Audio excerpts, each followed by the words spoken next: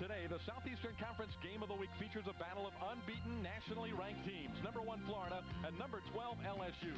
The Gators will rely on the strong right arm of senior Danny Werfel, who has thrown 14 touchdown passes, only 2 interceptions so far this season. Werfel's favorite target this year has been junior Riddell Anthony, who has 7 touchdown receptions this year. LSU is off to its best start in years under second-year head coach Jerry DiNardo. DiNardo has brought his no-nonsense approach to the Bayou, and the Tigers have responded with a 4-0 start. Led by sophomore sensation Kevin Falk, the Tigers are upset-minded today in the Swamp. It's Florida and LSU next on Sunshine Network.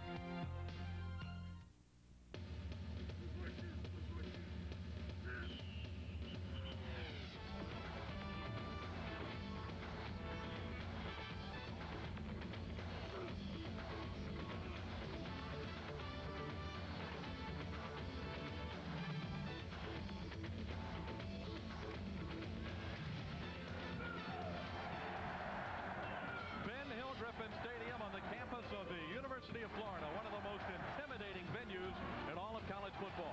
And today, the site of number 1 Florida and number 12 LSU. Hi, everybody. I'm David Steele. Thanks for joining us. Well, the Florida Gators are 21-1 against Southeastern Conference teams in the Swamp since 1990. If Florida's going to be tested this year, it might be today against a very good team from LSU. I'll be working today with Nat Moore, the former Florida Gator. Nat, this LSU team can run the football. If they can control the clock today, they've got a chance. Well, that's what LSU does best, running the football. And there's 2 reasons why. One, Kevin Falk, 195-pound southpaw that has great feet, tremendous speed, leads the team in rushing. Secondly, number 7, Rondell Mealy. He is stronger. He's a little bit bigger. He leads the SEC in scoring, and he's averaging over 8 yards per carry. So the pressure is really on that Gator defensive front line. They've been improving, I think, week by week. Today, a big test. Well, of course, they've got their work cut out for them. They've gotten better. But today, expect the Gators to commit 7 people to the line of scrimmage. They need to get a big push up front from their defensive tackles, number 94, Ed Chester, and number 92, Reggie McGrew, to stuff the run. Then outside, they got to have Javon Kearse and Johnny Rutledge, the 2 outside backers, to contain. They must contain. They cannot allow these guys to get outside. And if they can do that, turn everything back in, the secondary will come in and they'll make a lot of tackles today. On the other side of the ball, the Florida Gators really need to run the ball as well. They did not do a good job running last week against Arkansas. They made a change this week, moving Terry Jackson from the tailback to the fullback position. Well, normally the fullback does not carry the football. They've only carried it 2 times all year, but you can expect Terry Jackson to get the ball today from the fullback slot. They also want to isolate him out in the flat versus the linebacker and throw it to him, hoping to get some easy touchdowns from that fashion. Well, it's a big game for all of the players out here, but there may be one Florida Gator who has a little bit more riding on this game than everybody else. Right now, let's go to Larry Vittel on the sidelines for a report. Well, David and Nat, in the early part of this season, the real go-to guy in the Florida passing game for Danny Werfel has been Riddell Anthony, who leads the Gators in receptions, yards, average per catch, and touchdowns. But if intensity and focus is any indication at all, look for Ike Hilliard to come up big this afternoon against LSU. The junior had a superb season last year, 57 catches, 1,000+ yards, and 15 touchdowns, but has struggled a little bit this season and struggled a year ago against LSU. But I look for the native of Louisiana to come up big this afternoon in the Gator-Tiger showdown. Thanks, Larry. A big Southeastern Conference showdown today in Gainesville. Florida and LSU. The kick in a moment on Sunshine Network.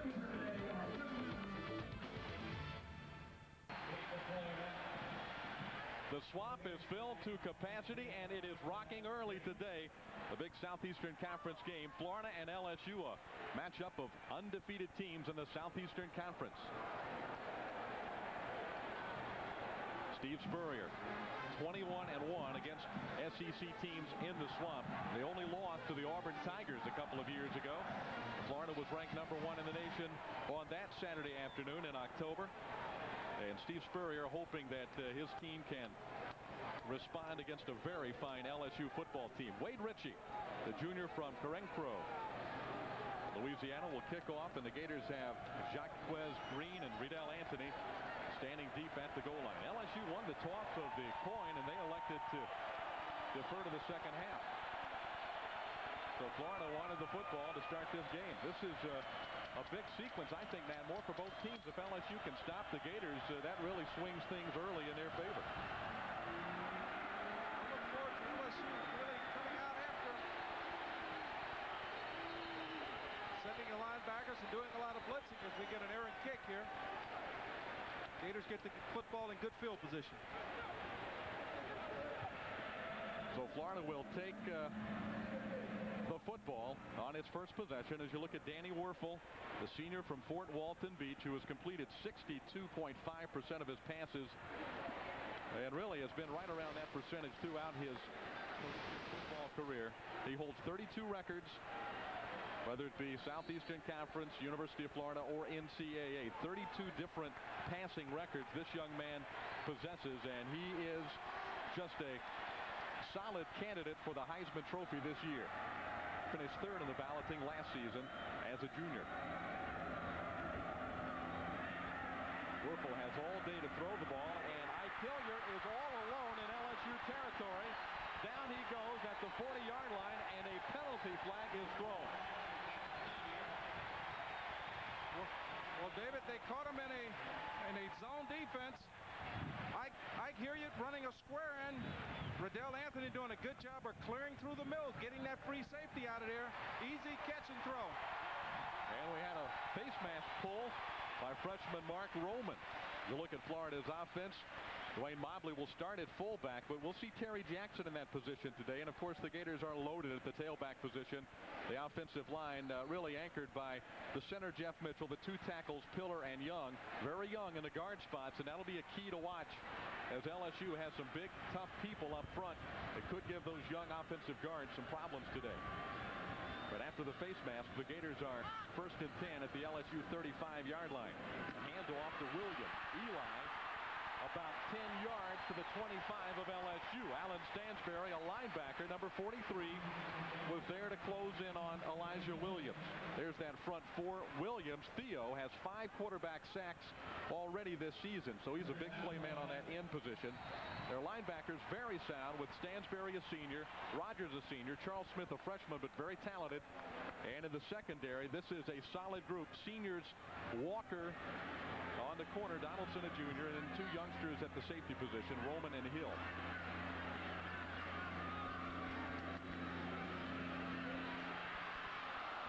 Werfel trying to connect with Hilliard. And the play was well covered by Cedric Donaldson, the left side cornerback for the LSU Tigers. Well, Hilliard had a step on him, Dave. It was just slightly overthrown, but that's what the Gators want to do. And talking with Coach Dwayne Dixon earlier in the week, what they want to do is come up and 3-step drop and just try and get it out there either on the hitch or the quick takeoff. They feel they can get the ups on these corners. Very difficult to cover good receivers and a quarterback that can lay it in there. On the little option action here, Elijah Williams, 5 yards to the 20. Rayon Hill, a sophomore from New Orleans, number 21, is there to make the tackle for the Tigers. Well, that was an excellent tackle by Rayon Hill as he's isolated on Elijah Williams one-on-one in the open field, and he puts the headgear right in the number, squares up, make a good solid tackle, brings him down. Third down play for Steve Spurrier's Gators at the LSU 20.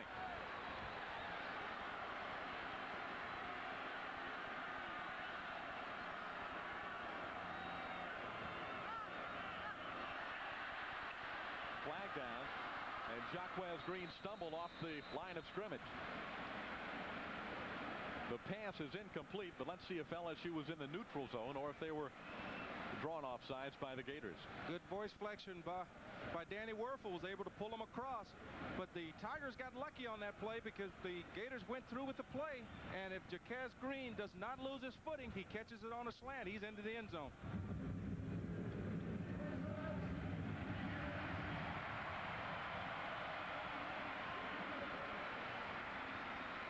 Good voice flexion.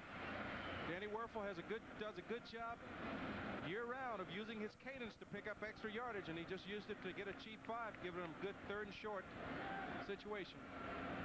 Danny Werfel with a lot of options here on 3rd down and inches. 2-down territory for 1st down. Let's see if the Gators go for broke. Nope, they'll play it conservative this time, and Werfel tucks that football in behind big senior center Jeff Mitchell and picks up the first down. Well, anytime you've got a all-SEC candidate, a potential All-American like Jeff Mitchell up at the center slot, there's not much to do but get behind him and follow that horse. Gators first down at the LSU 13. Mobley and Williams, the running backs. Riddell Anthony, touchdown Florida. Well, David, Danny Werfel throws the corner route as good as any quarterback in football. Not just college football, but I'm talking about the pros. You know, this guy just has a knack of trying to fit that football at the back corner of the end zone and just letting his receivers run under it. Tremendous throw and catch. You know, when you've got a receiver like a Riddell Anthony that has tremendous speed, you know that all you've got to do is get it out there and hang it, and he'll go get it. Good concentration.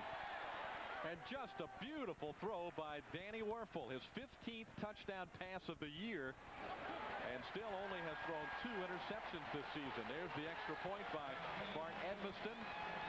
And Florida takes the football and marches down the field on their first possession. And this is a fired-up football team and sellout crowd in the Swamp.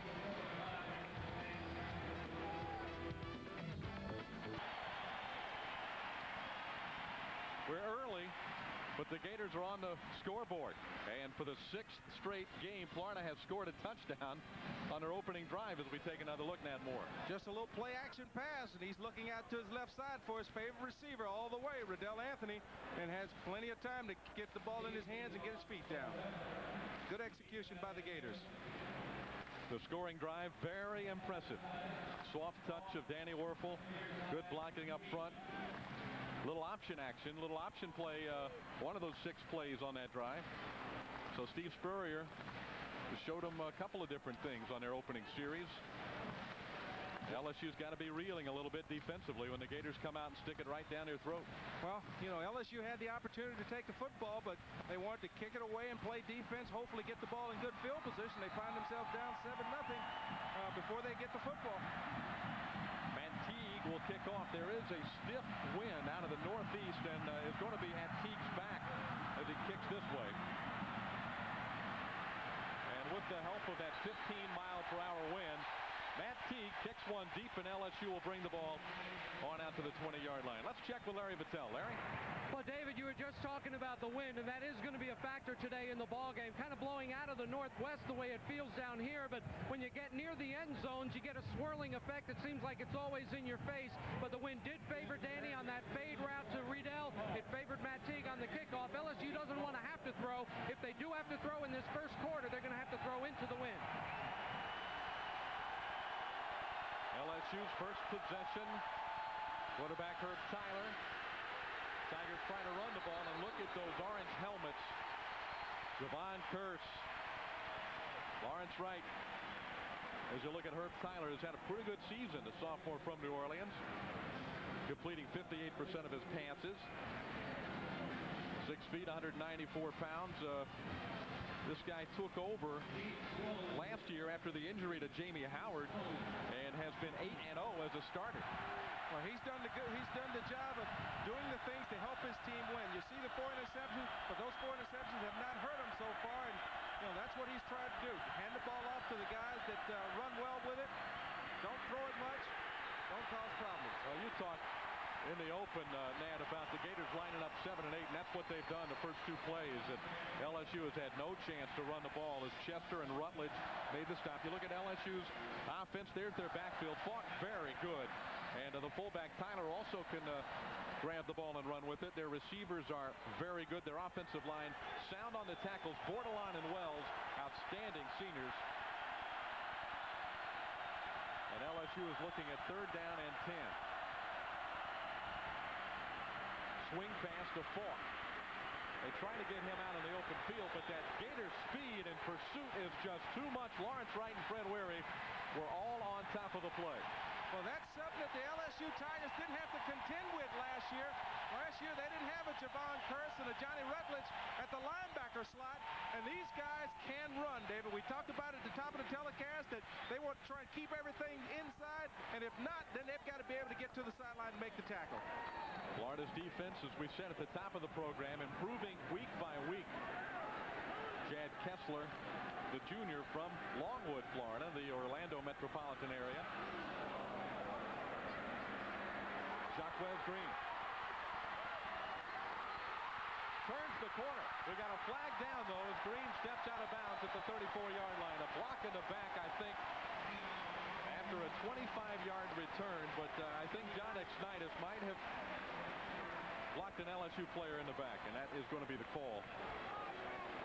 But Jacquez Green, who electrified this Florida field crowd a couple of weeks ago with 2 punt returns for touchdown against the Kentucky Wildcats, almost carried that one all the way, except it's going to be brought back. Well, David, the exciting part about that run back is once again you see Jacquez step out of the arms of a tackle. So he's not going down with the first guy there.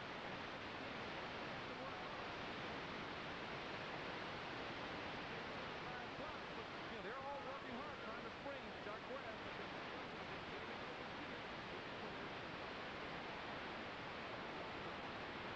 To right, Hilliard, covered by Denard Walker.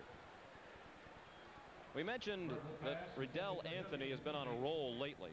In the previous 2 games coming into this one against Kentucky and Arkansas, Anthony had a combined 16 catches for 315 yards and 5 touchdowns in the last 2 games, and already a 13-yard touchdown reception today. So 6 TDs receiving in 2 games plus 1 quarter for Anthony. Another short drop. That's on time to Ike Hilliard. First down. Back into LSU territory at the 40. Tackled by Denard Walker. Gain of 15. They are so difficult to stop. Even in bump and run coverage, they find a way. 3-step drop. Beat your man inside. That's just a pitch and catch. Not even bad coverage by Walker. But they'll do that up and down the field if you can't get to Danny Wuerffel. Ike Hilliard is the cousin of former LSU great Dalton Hilliard. Went on to the NFL, had a fine career with the New Orleans Saints. 7-0 Florida. Gators on the move again. Taylor up the middle. Across the 35 and down at the 33. Brought down by Pat Rogers with help from Alan Stansberry. Gain of 7. This is what LSU is up against. The Gators 21-1 at home against SEC teams under Steve Spurrier. They've only lost 2 of their last 25 homecoming games here, although they don't usually play an opponent as tough as LSU on homecoming. They haven't lost since Auburn in '94 since Steve Spurrier's been here. It's just tough at home at the Swamp. Taylor, the lone running back, took the handoff and got very little. Perhaps back to the line, maybe a half-yard gain before Anthony McFarland, known affectionately in Louisiana as Booger, made the tackle. Watch 94, nicknamed by his mom Booger. They double team him all day. He still makes the tackle for no gain. This guy's one of the best young defensive linemen in the SEC. 6'1", 290. Said he's got an older sister who happens to be tall and thin, so her name is Treetop. We ought to ask how he became Booger. I asked. Yes. I'm not sure we want to know. 3rd down and 2. Taylor straight ahead, hit by Stansbury, drives forward and appears to have the first down. Very close to the 30-yard line. Change just inside the 31. And they move the ball back just a bit, but it is enough for a first down. The strength inside for LSU is Booger and Chuck Wiley. He's taking on Kalick one-on-one, falls back inside. And folks, just in case you're interested, I talked to Anthony McFarland yesterday and asked him if it was okay to call him Booger on national television. He said I wouldn't have it any other way. Booger he shall be.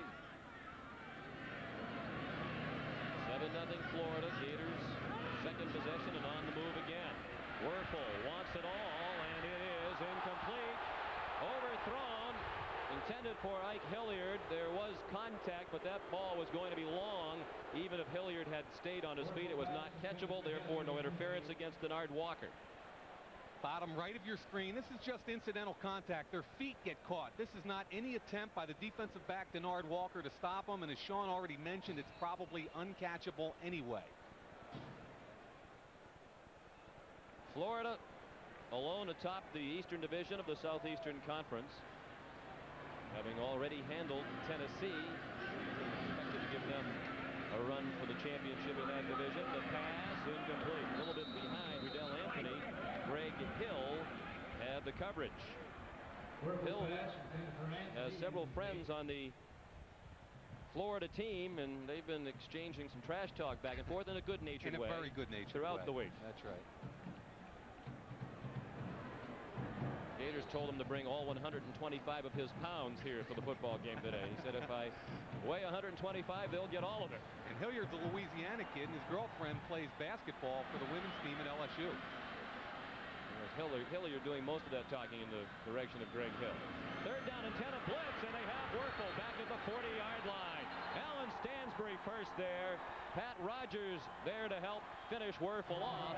That's a problem that Florida has had this year. They've now given up 12 sacks in 5+ games. From the right side, you're seeing 43 missed block by their tailback, Fred Taylor, number 21. He's got to step up and pick up that blitz. Does not do it. That's a free shot for Alan Stansbury. And remember, this Florida offensive line is completely revamped from just 2 weeks ago. They had a suspension, and there's only 2 players in the offensive line playing the same position they did just 2 weeks ago. Robbie Stevenson on the punt. He's a sophomore from Bradenton. Kevin Hawk waiting for it. They punted away from him, and they cannot down it inside the 5-yard line. 40-yard punt. The net of only 20 as the ball will come out to the 20-yard line. LSU back on offense, trailing 7-0 when we come back. Sean McDonough, Mike Mayock back at Ben Hill Griffin Stadium, Florida Field. Big stop there on defense for LSU. Everything was going against them early. Yeah, it was critical, especially they come out, give up 7 points right away, and then they're 3 and out offensively. That was a key series. On offense for the second time, 3 plays and punt on the first possession. Tyler can scramble, but not away from the traffic this time. He got back to the 19, but Reggie McGrew will be credited with the sack. The redshirt freshman from Mayo, Florida. Now, the strength of this Florida defense is right up front with their 2 defensive tackles, Reggie McGrew and Ed Chester. McGrew's number 92. Bottom left of your screen. He's going to be working real hard. Push, push, push. This is a coverage sack. Here comes McGrew late. Give him credit for the sack. Second and 12. 7-0 Florida first quarter. Tyler with a lot of time looking deep for the tight end LaFleur, and it's much too long, covered by Javon Kearse. Now, they got a decent matchup, but the Florida outside linebackers are such good athletes. Javon Kearse, he was a high school tailback. He's 6'5", 239, and can run. So it's still a tough matchup, even if you get a good athlete on their outside linebacker. Sean, I'm a little surprised play selection right now with LSU. They come out, throw the ball the first 2 times. I think we need to see some play action, especially on run downs. That's how you get your tight ends involved in the offense. Norris Watts, the offensive coordinator, said the major part of the game plan trying to run inside today. They've gone away from that on this series. Tyler tripped up and down back at the 12-yard line. James Bates, the middle linebacker, credited with that sack, a loss of 6.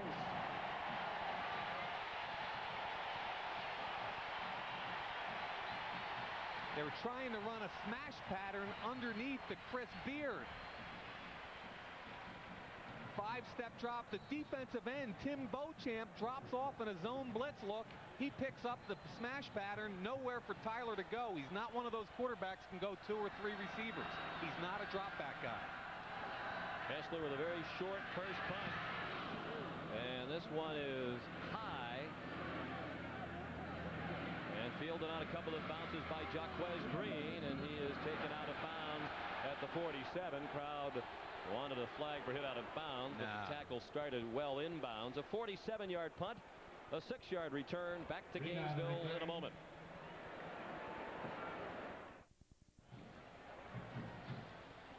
LSU begins the day a half game behind Alabama in the race for the title in the Western Division of the SEC. Alabama playing out of conference today against NC State, so an LSU victory would move them into a tie for first. Gators lead 7-0 as Danny Werfel brings them on offense for the third time again with great field position. He throws deep down the middle and caught by Hilliard. Out of bounds in the LSU 26. Chased out by Denard Walker. That's a gain of 27 for Florida. Ike Hilliard, now if one side doesn't get you, the other will. Anthony's already caught 2 big passes, so they go to Hilliard. He beats once again their best coverage guy, Denard Walker. The difference in that play versus their last pass attempt was the pass pro. The running back picked up the blitz, gave Werfel plenty of time. Already 3 receptions for 66 yards for Hilliard. Werfel going toward the end zone. Incomplete again, looking for Hilliard. And Denard Walker had the coverage. Let's get an update from Pat O'Brien. Pat? All right, Sean. Syracuse has now taken a 10-0 lead over Pittsburgh as another special 44, Rob Conrad, goes in around left end from 3 yards out. Pittsburgh hasn't won at the Dome since 1982. And Sean, you were 10 years old. Back to you. Actually, I was a student at Syracuse and had that game at the time. Pat taking a shot. I was 20 years old. There you go. And a student at SU. The Orangemen back on track after losing the first 2 this season. We'll see them in a couple of weeks at Boston College here on CBS.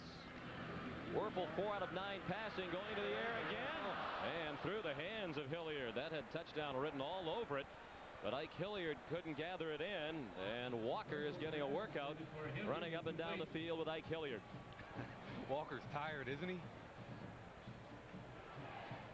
Take a look right here in the block on the edge. On the 3-step drop, the important thing is to cut the defensive linemen and get their hands down. And look at the cut block. It gives Werfel an unimpeded vision line and almost a touchdown.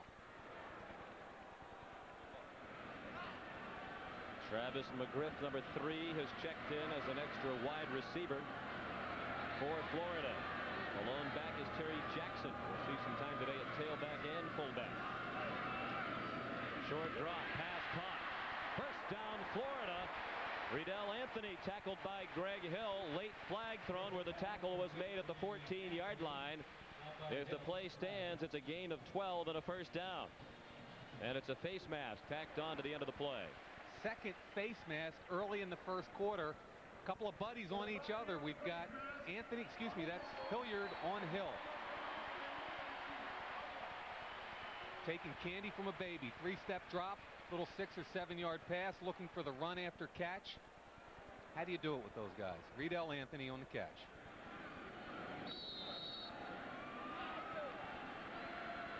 Once again, Terry Jackson, the lone back. First and goal from the 9. 5.5 minutes left first quarter. 7-0 Florida.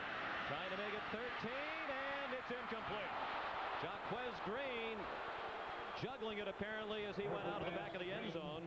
Covered by Denard Walker, who's been a very busy man here in the first quarter. I am constantly amazed at the touch and accuracy of Danny Werfel. There is not a lot of room here. It's good coverage by Walker. He's got to turn his head. Let's see if he's got it. There's the fumble. It looks like he's juggling it from that angle. Let's see if we can see it better here. He's got it there, but the ball's in the air. He's juggling. I think that's a good call. Second and goal from the 9. The other way. Flags fly.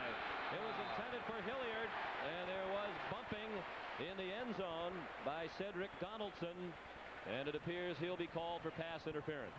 Now, I want to take another look at this one. I'm not sure. That looked like good coverage to me.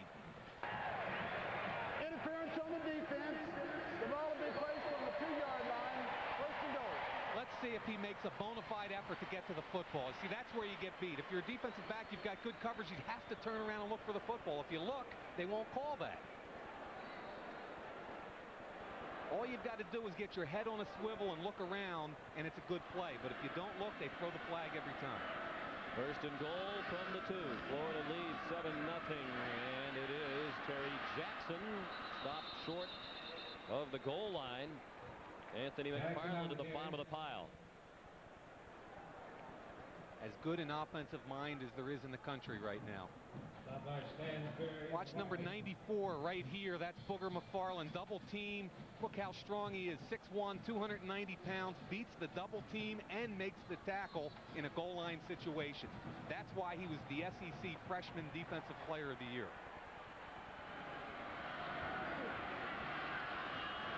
Marlin missed the season opener against Houston with a broken bone in his foot. Came back for game 2.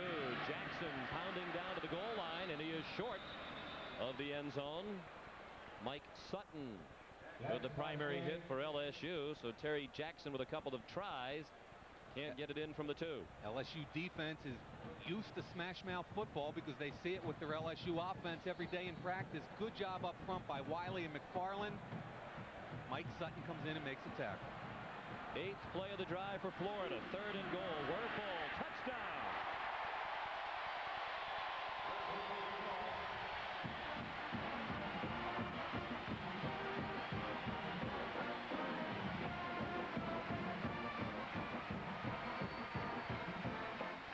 Keep in mind that the center, Jeff Mitchell, is an all-SEC performer. He's going to go behind Mitchell and Corey Yarbrough. They get a real good push against the defensive line of LSU, and it's a touchdown.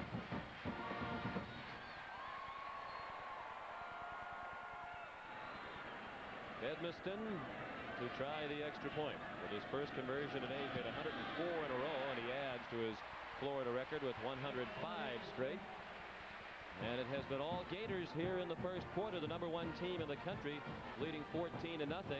Some say they not only have to win, but win big today because Ohio State has been getting closer to them in the polls. Yeah, watch the push you get here and here. That's the key. The center, Jeff Mitchell, the right guard, Corey Yarbrough, they're going to come down, and as will their tackle, Donnie Young. Get the push inside, no problem. Linebackers 3 yards deep at the end of the play. Ohio State so impressive this year in posting that 4-0 record. They've been accumulating points in the poll and getting closer to Florida the last couple of weeks. We'll see Florida State here on CBS against Miami in the second half of our doubleheader. Yeah, I've got a big problem that you have to win by a certain amount of points to stay where you are in the poll. You looked at Penn State a couple of years ago. Here what we have right here, number 6, right there. Big game with Miami playing against Florida State, which obviously follows us today. Watch for that one, folks. It doesn't get a whole lot more fun in the state of Florida than those 2 teams. And Steve Spurrier might be considered an authority on that game. He told us yesterday he thinks Florida State has the better team, but historically they've had a very tough time winning in Miami, and he believes, as most do, that Miami's a much better team than they were a year ago. He also said he doesn't worry about national championships. He would rather win the state championship, because if you win the state championship here, you're probably going to end up #1.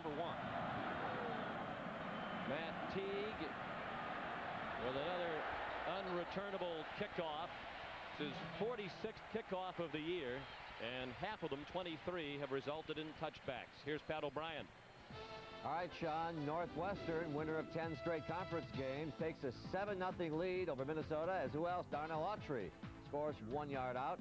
By the way, Sean, your alma mater has gone up 17-0. Back to Sean. Thank you very much, Pat, for the updates. Northwestern back on track after the opening loss to Wake Forest. This is a key series for LSU. They've got to keep their head and get back into their type of offense. I'd like to see play action here. They have -2 yards of offense through 2 possessions. They have yet to pick up a first down, and they aren't gaining any ground. It was Rondell Mealy with the carry, and Johnny Rutledge, the tackler for Florida. Mealy's a redshirt freshman, Rutledge a sophomore. See, 1st and 10. Florida's going to load up against the run. They've got 8 in the box. They can't wait to see Mealy or Falk get the ball off tackle. You've got to get them off balance. Play action. Get your talented athlete on the corner, Herb Tyler, the quarterback. Mealy remains the lone back behind Tyler. LSU now with -7 yards rushing. It's the leading rushing offense in the conference coming in. The keep by Tyler, a good decision. And the first impressive running play for LSU gets the Tigers out to the 27 before Shea Showers made the tackle. LSU has not posted a victory in its history against the #1 team in the nation. They've had 7 tries prior to today, and the closest they have come was a 6-6 tie against Nebraska in Baton Rouge in 1976. Their last game against the #1 team, a loss to Florida 2 seasons ago. 3rd and 3. And they throw in the flat. Mealy with some running to do. He has the first down. Tackled by Fred Weary. Rondell Mealy is out to the 35. Good for a gain of 8. They get the ball to Mealy, but the key block there was from their split end, Chris Beard, number 84. Remember, it's 3rd and 3, 3rd and 4 situation. You get the ball in your talented tailback's hands. Watch the block from the right side. Already happened. Allowed Mealy to get on the corner and pick up the first down. Mealy's a redshirt freshman from Destrehan, Louisiana.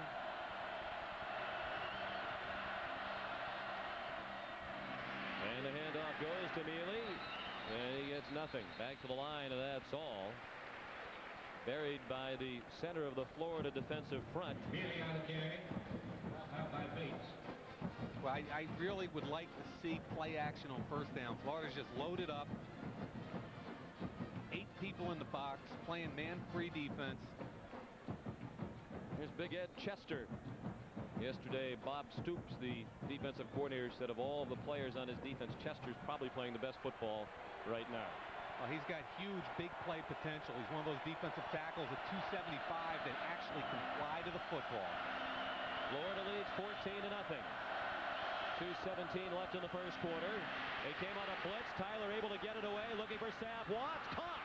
And then he fumbled, but recovered at the 38-yard line. It is a completion to Savoie, who recovered his own fumble, and LSU picks up 27 yards on the play. Often underthrown passes are a huge advantage to the receiver because he can see that it's underthrown. Watch the hit Tyler takes coming off the edge is the strong safety, Lawrence Wright. Now watch him come back to the football. No problem for Savoie, but there's the fumble right back on top. Shea Showers knocked the ball free, but Savoie able to fall on it. He's a senior from Cutoff, Louisiana. You would think he might be a baseball player with that moniker. Crowd roars on first down. Mealy back into the line for a gain of 2 to the 36. Tackled by the right defensive tackle, Reggie McGrew. Mealy on the carry. First down again. LSU not picking up any kind of yardage, just trying to run right between the tackles. 3rd or 4th consecutive first down where they went right after him and picked up nothing. LSU averaging 280 yards per game rushing. Not only is that best in the SEC, it's number 8 in the country. They've had 8 rushes in the first quarter this afternoon. Only 3 have gone for positive yardage. They go to the option. Tyler inside the 35 and down to the 32. They don't run the option very much, but Jerry DiNardo says he wants to run it just enough to have the opponents have to be concerned about it in their preparation. And it's another way to make Herb Tyler a more effective quarterback. He's not a great drop back passer, but if you've got to worry about something else other than the tailback, it makes your offense a little bit more effective. And this is the kind of third down they can be effective in. 3rd and 3, 3rd and 4 is a good situation for this. They can run or play action. 3rd down. 4 yards to go for an LSU first down. Good move by Tyler, but flags and whistles stop the play. Got movement all over the interior lines there. With a dead ball, illegal procedure, there was a snap infraction on the center. Be a 5-yard penalty, still 3rd down. Looked like Todd McClure, the center, double clutched on the snap. Yeah, I think you're right. The double clutch causes the defense to move. Watch the left part of your screen. You'll see a little hitch from McClure. Yep. Right there. That gets everybody to jump. They were looking to try and get the first down. 3rd and 4. Little double clutch right there, but they get caught. And now this is a tough situation, conversely. Now it's 3rd and 9, and he's not a drop back guy. Gators showing blitz. They rush 5. Tyler throws deep. And too long, intended for Larry Foster. inside the 5-yard line. The coverage provided by Lawrence Wright, and it will be 4th down.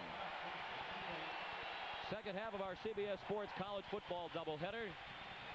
Another battle between two unbeatens here in the state of Florida. Number 3 Florida State and number 6 Miami coming up from the Orange Bowl next here on CBS Sports. Doesn't get a whole lot better than 1 against 12, and then the big one, 3 and 6. 4th down.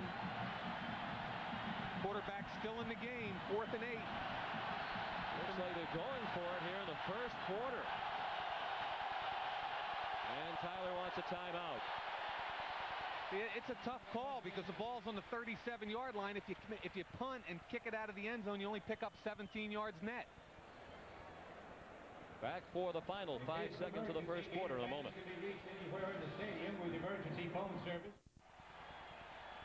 After the timeout, it appears Jerry DiNardo has indeed decided to go for it on 4th down and 8 at the 37-yard line. Trailing 14-0 with 5 seconds left in the first quarter. LSU going for it. 4-man rush. Well picked up. The pass is caught. First down, LSU inside the 10. Kevin Falk, a 28-yard game. And you know what? Anthony Lott was all over him. It's exactly what we talked about earlier. You got to get your head on a swivel and turn around and look for the football. Falk sneaks out of the background to the right of your screen. Lott sees it and picks it up. Now you turn and run with him. Now you got to look back for the football when he does. Too late. That's a great pass and a great catch. Well, here we go again. The same play. Pretty good coverage. Now turn around and look. Too late. Big play there for the last play of the first quarter. Gamble by Jerry DiNardo, and it paid off in a big way. That's the end of the first quarter. The score, Florida 14 and LSU nothing. We'll return to Florida Field after this message and a word from your local station.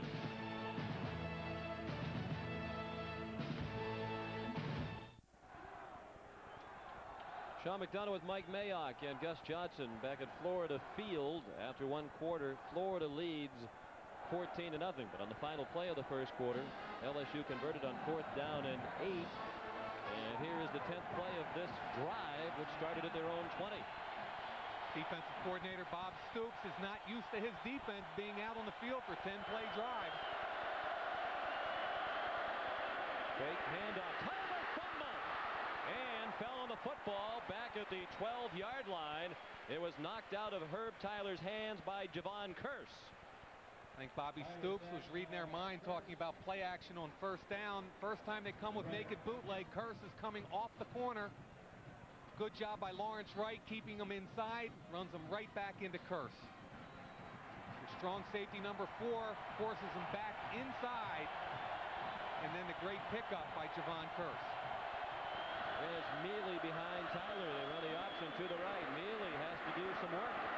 And he avoided Shea Showers to get inside the 10. He's down to the 8-yard line. It'll be 3rd down and goal from the 8. James Bates, the middle linebacker, made the tackle for Florida. His father, Jim, was the defensive coordinator here at Florida in 1990. It's a tough 4-yard pickup here. He makes defensive end Tim Beauchamp miss. Then he makes Showers miss, but he's going to run right back into Bates and McGrew. That's all effort by the tailback. Mealy and Falk both outstanding, as Bob Stoops told us yesterday, but it's been almost exclusively Mealy and not Falk lined up at tailback for LSU here in the first half. On 3rd and goal, it is a touchdown. Tyler threw a bullet in the end zone to Larry Foster, and LSU is on the board. Same play that Florida uses in the red zone, a quick slant, anticipating man-to-man coverage. It's the quickest pass and catch you can make in football. The quick slant, 3-step drop, Showers is off of him, and it's not enough time for Wright to get there. Remember, Shea Showers is playing in place of the injured Tico Brown. And the extra point is blocked.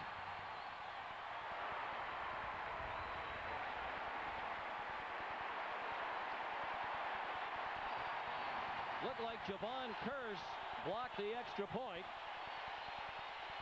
First failed extra point by Wade Ritchie this year. Wade Ritchie's been inconsistent all year. Look at the way Kearse gets up in the air for that. Wow. 14-6 Florida. We'll return to Florida Field after this word from your local station.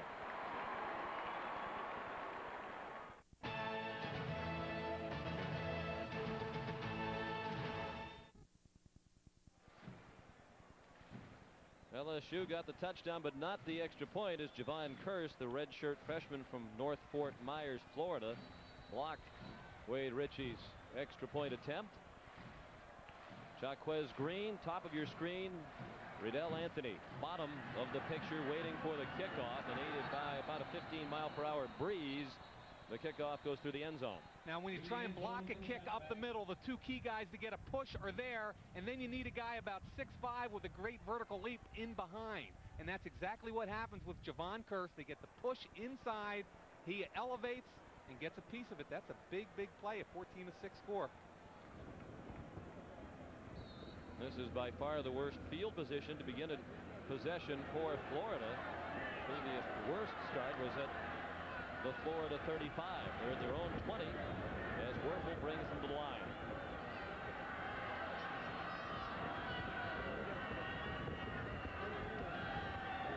For the run on first down, and Elijah Williams cannot turn the corner. Rayon Hill up to make the tackle. Let's check in with Pat O'Brien. All right, Sean, thank you. Northwestern now leads Minnesota 16-0 in Evanston. A 66-yard pass from Steve Schnur to Dwayne Bates. Bates' 6th touchdown catch of the year.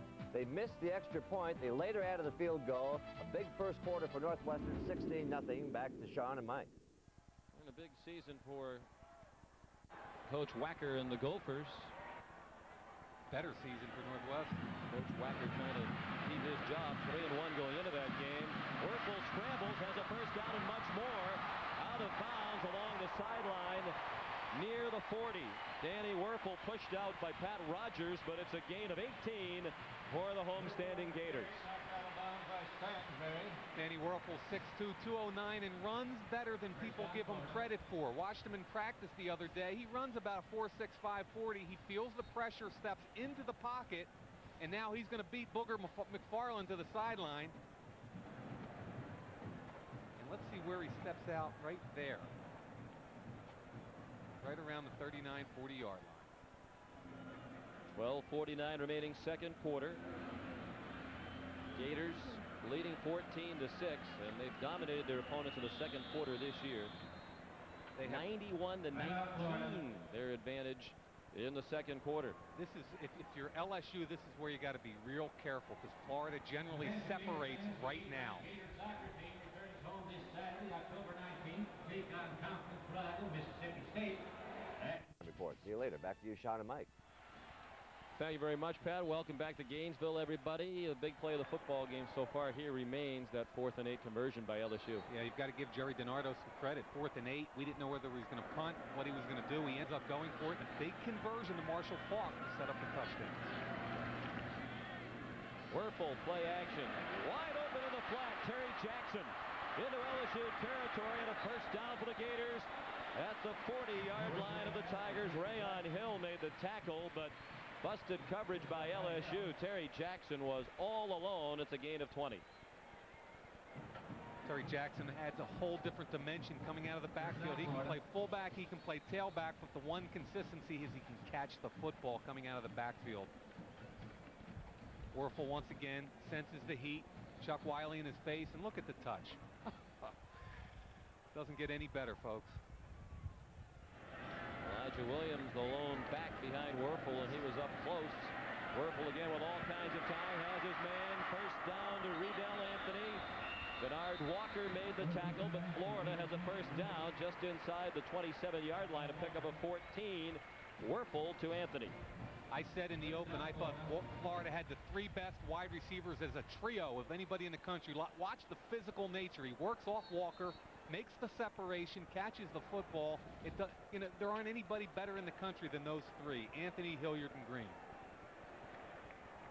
Florida on the move again, leading 14-6 early in the second quarter. Gators come to defend the blitz, and it is complete inside the 5. Dwight Hilliard. Tackled by Cedric Donaldson. 23 more for Florida. And a late flag on the play, back where Werfel was hit. 10 up, Werfel read it correctly. The sight adjustment to the fly pattern. Look where he puts it once again, Sean. You can't reach out and hand it to him any better than Danny Werfel does there.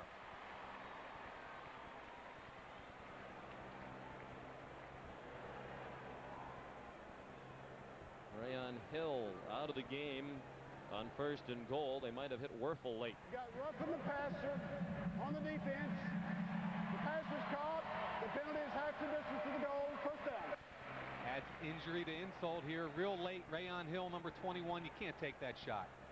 Can't take that shot. Hill missed the start of the season with a broken leg. Came back for their big win at Auburn.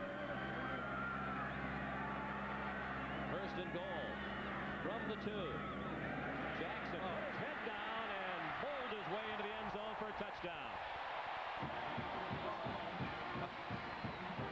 You called that exactly right, Sean. Put his head down, made the defender take the brunt of the impact. Terry Jackson, 6 feet, 213 pounds. Watch the hit on the middle linebacker, Marquise Spears. Just waltzes him right back into the end zone. Lead play, one-on-one. He just bent him right backwards. 5th rushing touchdown of the season for Jackson, sophomore from Gainesville. And Edmiston adds the extra point. 21-6 Florida after an 80-yard drive. We'll be back on CBS in a moment. Coming up next here on CBS Sports, the second half of our big college football doubleheader. Number 3, Florida State, and number 6, Miami. Jim Nance, Terry Donahue, Michelle Tapoya on hand of the Orange Bowl to bring you that game as soon as we're finished here in Gainesville, where Florida has taken a 21-6 lead after an 80-yard drive that took just a minute and 54 seconds. 3 touchdown drives for the Gators today, the longest of which was the first. It took 2 minutes and 2 seconds to go 65 yards. That's a long drive for them. This kickoff is returnable. Mealy from the 6. And he's out to the 23-yard line, tackled by Mike Harris. An 18-yard return by Mealy.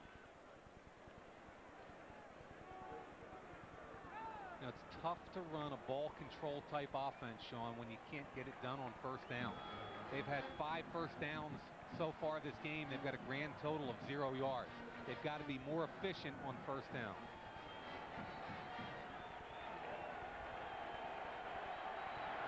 High formation with Robert Tyler, the fullback, in front of Falk. And Kevin Falk is trying to turn the corner, and he gets banged out of bounds at the 25. Fred Weary put the hit on him. Weary made the hit, but Mike Peterson, the outside linebacker, is the guy that got up the field and made him bounce it wide like that. This time on 1st down, they pick up about 2 or 3. Chamber of Commerce Day here in Florida. Temperature near 80 degrees. Breeze about 15 miles per hour. Making it a very pleasant afternoon for the 85,000 plus in attendance here at the Swamp. Kevin Falk now with 3 carries for a total of 3 yards. Tyler going deep, has a man, and it is caught for a first down by Chris Beard into Florida territory at the 45-yard line. What a great pattern run right there by Chris Beard. Watch what happens to the corner. When he takes him inside, Fred Weary turns his back here, and then he allows him to come back to the corner wide open. Watch him turn the defensive back, number 24, Fred Weary, all the way around right there. And as soon as he makes his cut, wide open, 7 yards of separation. Good pass by Herb Tyler. Right on the fingertips. Young wideouts for LSU. Beard just a sophomore. Tyler going deep again. Again looking for Beard, and it is intercepted by Shea Showers at the 7-yard line. Herb Tyler cannot throw that up for grabs in this type of football games. When you give Florida more possessions, they score more points. Double coverage. Shea Showers comes over the top from the free safety position. There's no opening there. Where he's got him inside, Showers is over the top. Don't throw that football.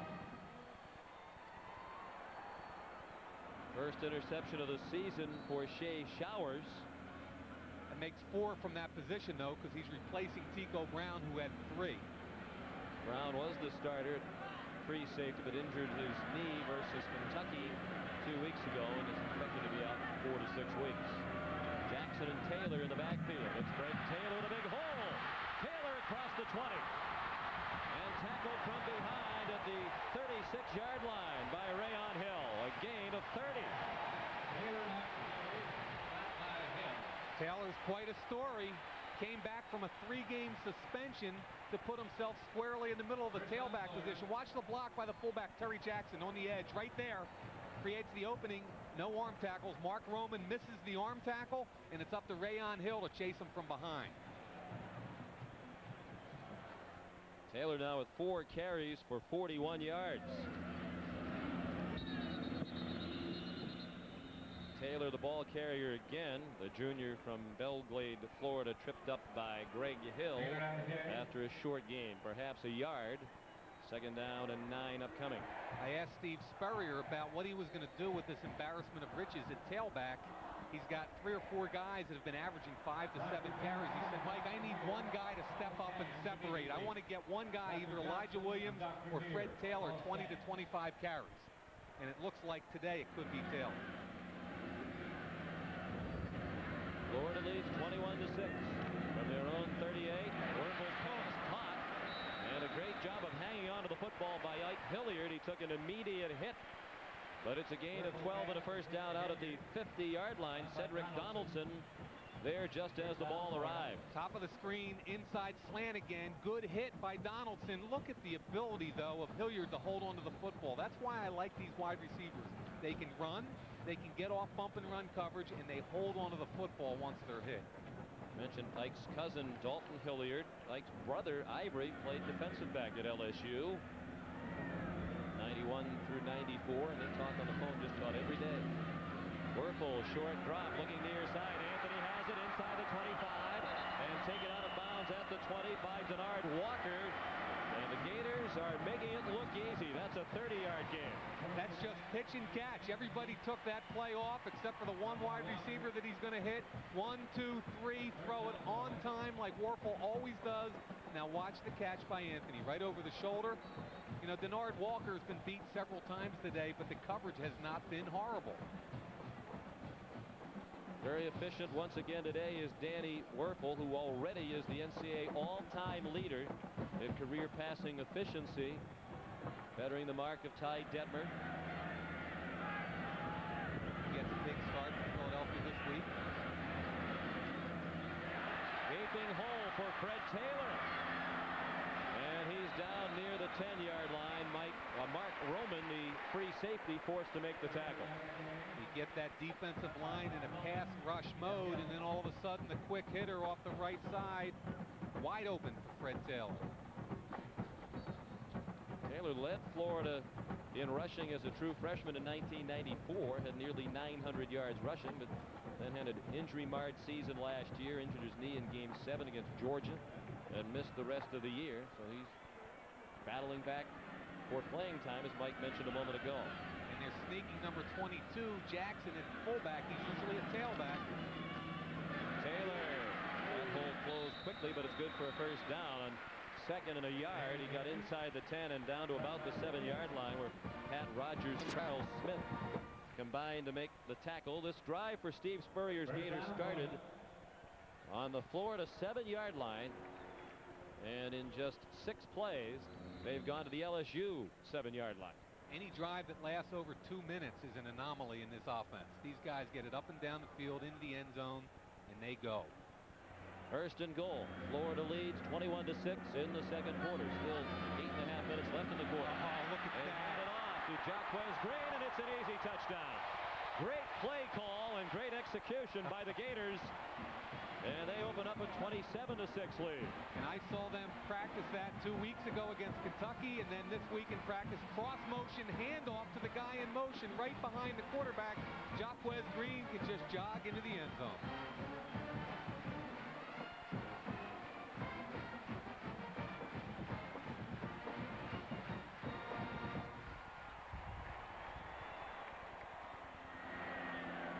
Edmiston trying to add the extra point. The senior pre-med major from Pensacola boots it through. And the Gators are pulling away, now leading by 22 in the Swamp.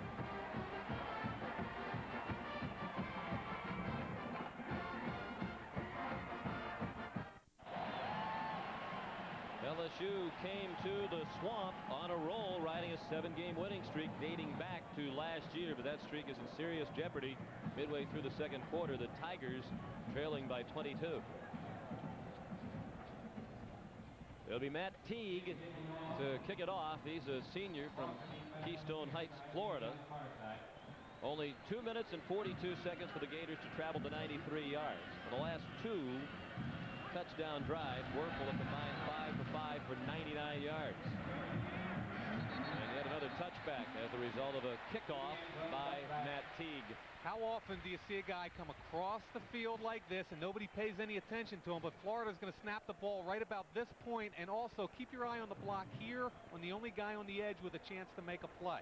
They're going to hand the ball off to Jacquez Green right now, and his buddy Ike Hilliard just enough there to knock the linebacker off and let Jacquez jog into the end. Second rushing touchdown of his career for the wide receiver Jacquez Green, a sophomore from Fort Valley, Georgia. The handoff goes to Kevin Fox. Some nifty moves, and that's a very hard-earned 7 or 8 yards for Fox. Tackled by Shea Showers. Credit Kevin with a gain of 8. That's the first time today we've seen the true natural ability of Kevin Falk. Watch how he slides in the hole. He's a cutback runner. He slides right there. Wow, makes Lawrence Wright, who's an All-American strong safety, miss a tackle in the hole. First chance we got to see Falk really run like he can. Only 20 yards rushing as a team today for the Tigers. I mentioned earlier they average 280 per game for the year. Second and 2. Either stumbled, and then the handoff dropped by Falk. Calling it Picked down. up by Willie Rogers, but they'll blow it dead. Turnovers will kill you against this team. On the last possession, Herb Tyler threw one he shouldn't have, and on this possession, we get a bad handoff. On the lead play, it never gets to Falk's breadbasket. It's delivered on his hip. Willie Rogers picks it up. They ruled that his knee was down when he recovered the fumble. That was a very close call. Rogers would have scored. But it's a second turnover, an interception, and now a fumble lost by LSU. And the Gators are inside the 25-yard line of LSU. Rogers, a backup defensive end, a junior from Miami. And it's Werfel ready to pounce on the mistake. Wayne Mobley, the fullback. Elijah Williams, the tailback. Werfel wants it all quickly and has it. Touchdown, Florida, Ike Hilliard.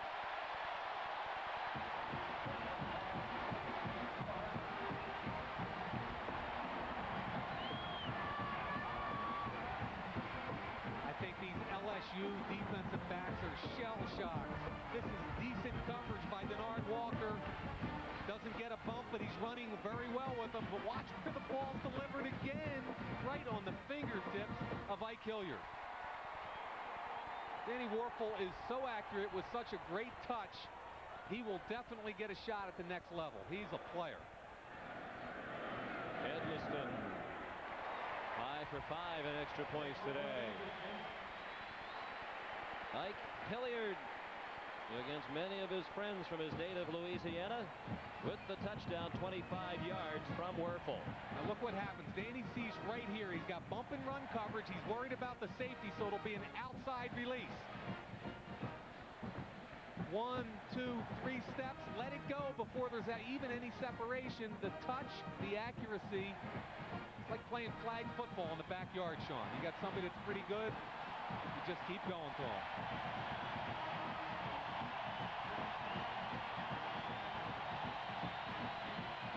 Spurrier's Gators averaging just under 52 points per game, coming in second nationally behind only the Ohio State Buckeyes, the team ranked right behind them in this week's polls, and it doesn't appear that the Gators will have to worry about the Buckeyes passing them in the polls this week.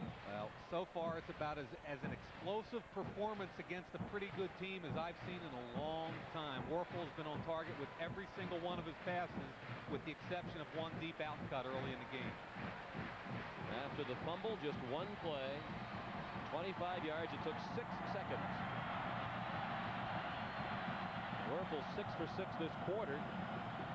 11 of 18 for the game for 215 yards and 2 touchdowns passing by Danny. Kevin Falk from the goal line. Paused for a moment, decided to bring it out, and he's taken down from behind at the 15-yard line. Tony George, a reserve defensive back and a special team standout, ran down Falk from behind. 2 touchdown passes, as we mentioned, for Danny Wuerffel today, giving him 91 for his career. That moves him into a tie for second all-time in college football history with David Klingler of Houston. Only Ty Detmer has more. He has 30 more than the duo of Wuerffel and Klingler.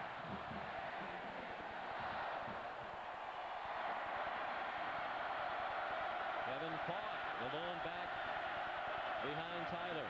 And he gets smothered behind the line of scrimmage. Keith Council, backup defensive tackle, first to put the hit on Falk. Coming up next, Florida State and Miami. 3 universities here in the state of Florida. The top 6, Florida number 1, Florida State number 3, Miami number 6. And the Gators out to prove in this game that regardless of who wins our next game, they're still the best team in the state of Florida.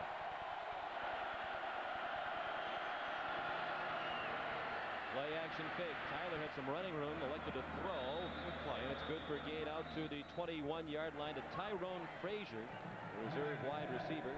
A gain of 8 on the pass to Frazier, who's 22 years old, but a true freshman at LSU. He played 3 years of minor league baseball in the Kansas City Royals organization.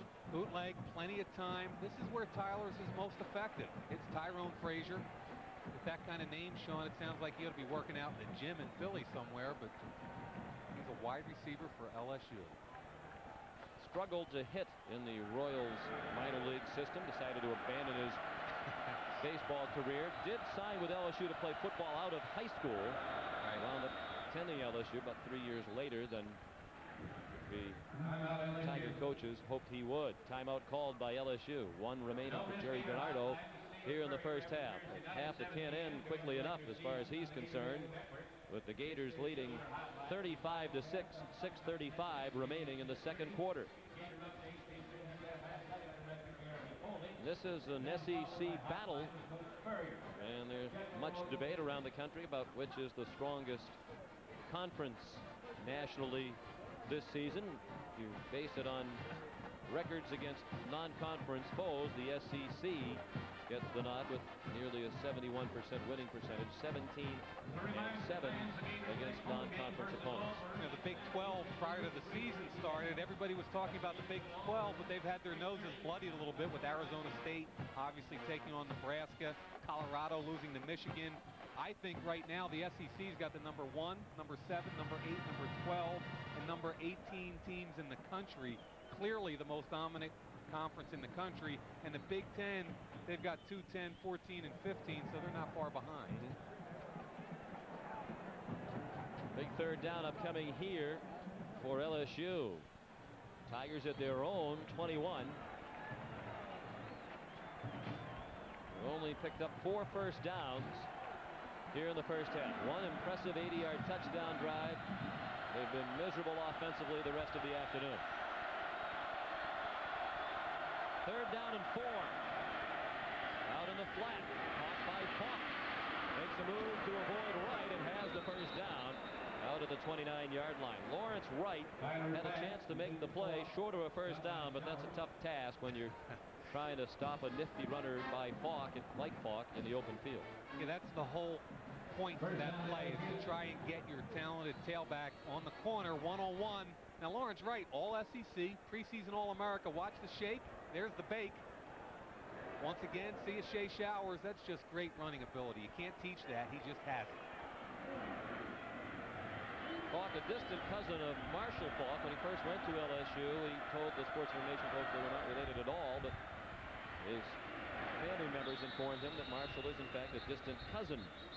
James Bates made the tackle on Kevin Falk, sophomore from Carencro, Louisiana. Louisiana. James Bates made the stop. Falk last week rushed for 114 against Vanderbilt and set the school record with 246 yards in the opener against Houston. That was a dramatic come from behind win. They trailed 34-14 in the fourth quarter, won 35-34 against the much improved University of Houston Cougars. Falk only 7 yards rushing today on 7 carries. Tyler throws into traffic. No chance for that to be completed to Tyrone Frazier. It'll be third down and 9. LSU has turned it around under Jerry DiNardo. He inherited a program that had 6 consecutive losing seasons. Those years in the early 90s under Curly Hallman. But last year, we mentioned the winning record and bowl victory in the Independence Bowl in Shreveport over Michigan State. This year 4-0 coming in, but the 7-game winning streak dating back to last year is in serious jeopardy today. Yeah, their progression has been really interesting. They recruited Marshall Falk. They have a winning season, a bowl win, but trying to step it up on the road against number 1's a little different. Third down and long, and Tyler is sacked. The safety Lawrence Wright got him, the 4th sack of the afternoon for the Gators. That one goes back to the 25, and LSU will be forced to punt. Told you early on, Herb Tyler not a pocket passer. Put them in third and long situation. Top right of your screen, Lawrence Wright runs over a very poor block of Kevin Falk and makes the tackle. Let's face it, Kevin's not there because he was a good blocker. Chad Kessler, leading punter in the SEC last year with a 44-yard average, isn't doing quite as well this season. We recall 2 weeks ago here on CBS, Doc Wes Green returned 2 punts for touchdowns against Kentucky. That Kessler punt down to the 42-yard line of Florida. 33 yards on the punt. It was down by Joe Wesley, a reserve linebacker. So the Gators, already leading 35-6, go back on the attack with 4.5 minutes left in the first half.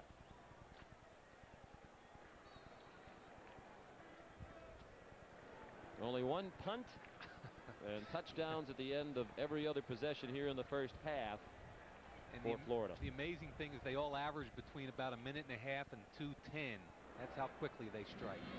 The longest was 2:42, and that was a 93-yard drive. The shortest, of course, the 6-second one-play touchdown after the fumble. Mike Sutton made the tackle on Elijah Williams. Sutton, a junior from New Orleans. Limited playing time the last 2 years, but has become a starter this season with the dismissal of Kenny Mixon from the team. That was prior to last week's game. Mixon, an excellent player, thrown off the team for disciplinary reasons. The pass complete to Ike Hilliard. He's already over 100 yards receiving here in the first half. That's a gain of 11 to the 45 of the Tigers. 7 catches now for Hilliard, 137 yards and a touchdown. Wow. They spread you horizontally by alignment and then vertically by pattern, and there it is, just a little curl route. He runs Denard Walker off, and Denard Walker's a good cover guy, but he's just been exposed today by the talent of these wide receivers. Carl Reese, the defensive coordinator for LSU, told us Walker is their best cover guy. Breaking tackles, Elijah Williams. He will score.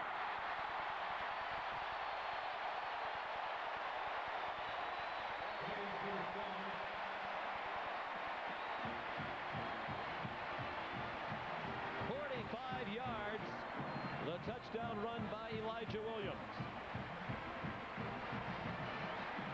Now they nickel number 21. Watch him blitz. That's Rayon Hill, and he misses the wide open tackle in the hole. You got to make that play because it's man-to-man coverage, and now the wide receivers are blocking down the field just enough to get Williams into the open field.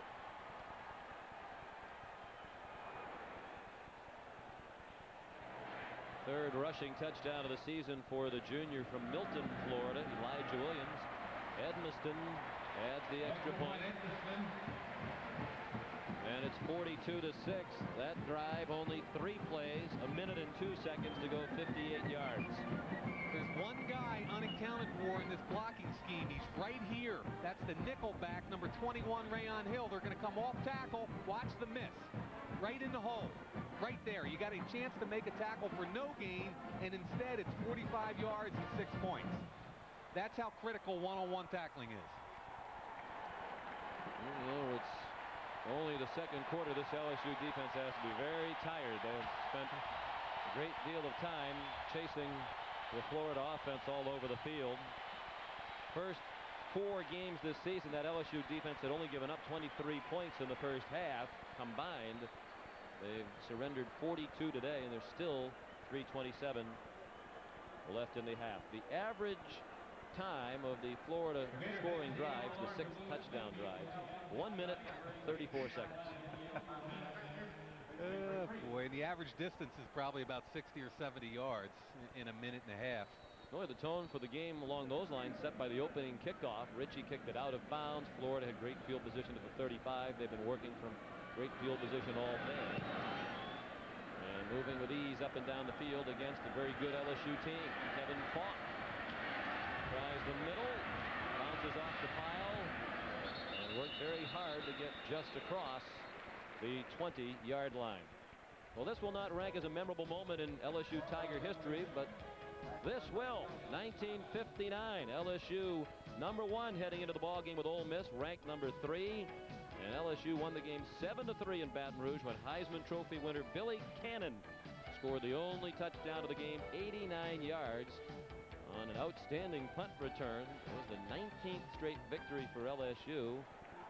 They finished the 59 season with a 9-2 record, lost to Ole Miss in the Sugar Bowl. Of course, in 58, the Tigers were the national champions when they were 11-0 and beat Clemson in the Sugar Bowl. They've had happier days than this one, and they'll have others down the road. Right now, they're getting throttled by the #1 team in the country. Falk danced for a yard out to the 22. Now, that run by Billy Cannon back in 1959 happened on Halloween night, and it's been famous, one of the most famous runs in the history of Southeastern Conference football, and they have a reenactment of that in different places in Baton Rouge every October 31st. Folks go out dressed as Billy Cannon. You know, you will notice there's not a number 20 on that team. It's the only jersey that's been retired in the history of LSU. LSU totally unable to rush the football today, and that doesn't change on that play. Falk into the line, hammered down by James Bates.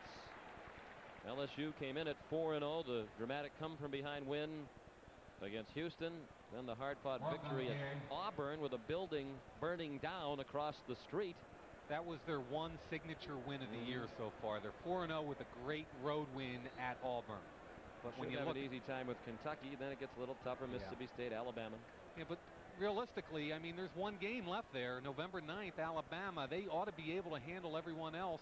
They could have a 10-1 type season if they go on from here, move ahead, and play Alabama tough. Well, the Tigers are taking a very long time in the huddle, and apparently they're going to use their final timeout of the half.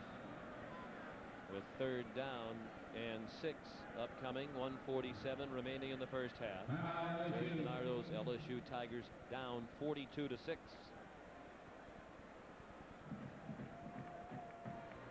We mentioned last week the 35-0 win over Vanderbilt, and that was an interesting week for Jerry DiNardo, who was the coach at Vandy prior to coming to LSU. Apparently did not leave on the best of terms from Nashville. There were some questions about his contractual situation when he departed. Traditionally, LSU wears white jerseys at home. They need the permission of their opponents to do so. Vanderbilt wouldn't let them. They're the only team that has not allowed them to do that in quite some time. So they had whiteout Vanderbilt week in Baton Rouge. All of the fans wore white. The coaching staff wore white. Everybody the LSU but the players wore gold right. for the first time since the 1960s. And they did white out Vanderbilt, shut them out for the first time since 1946. 35-0. Coming up at halftime, Pat O'Brien, Craig James, and Danny Sheridan. They'll get you caught up on all the scores and highlights on college football today, plus a live interview with Florida State head coach Bobby Bowden from the site of the second game of our doubleheader, and an in-depth look at Heisman candidate Troy Davis of Iowa State with Andrea Joyce. That's all coming up at the half. Neal Balone back. He stayed in to pass protect, and still Tyler got buried as he threw it away. Looking for Chris Beard, but he was under pressure, particularly from the middle of the Florida defensive line. It was Willie Rogers who put the hit on him. Willie Rogers did a nice job. Cameron Davis. Everybody got up the field and wouldn't let Tyler on the corner. So with a minute 41 left in the half, Chad Kessler will punt for the fourth time. He's an outstanding student. Kessler, 3.85 GPA at LSU. That's his best punt of the day. Now plays Green back to the 24. And he's tackled at the 33-yard line by Denard Walker. Good punt, 51 yards. And an 8-yard return. This day in college football history, 1963, number 1 versus number 2, Oklahoma at Texas. Texas won the game 28-7 at the Cotton Bowl in Dallas. They went on to finish the season 11-0. Win over Navy in the Cotton Bowl. Texas finished ranked number 1, national champions in the final AP poll in 1963. Was that a year also that Penn State went undefeated and lost, or was that later in the 60s? I believe back then it was second in the poll. The quarterback in those days did Texas, Duke Carlisle. And his nephew plays on the Florida team, Cooper Carlisle, a backup tackle. Riddell Anthony takes the toss from Werfel and goes out of bounds, shy of the 39-yard line. Gain of about 5 on first down. 5 catches now for Anthony for 75 yards. He's a junior from South Bay, Florida. His father, Clarence, was once the mayor of South Bay, Florida, a community of about 4,000 people. I think Riddell could be the mayor of a community of Gainesville with about 85,000 people here today. 42-6 Florida. Fred Taylor cuts back and has a first down. Out to the 45. Greg Hill made the tackle. Florida has 2 timeouts remaining. Minute 12 left in the half.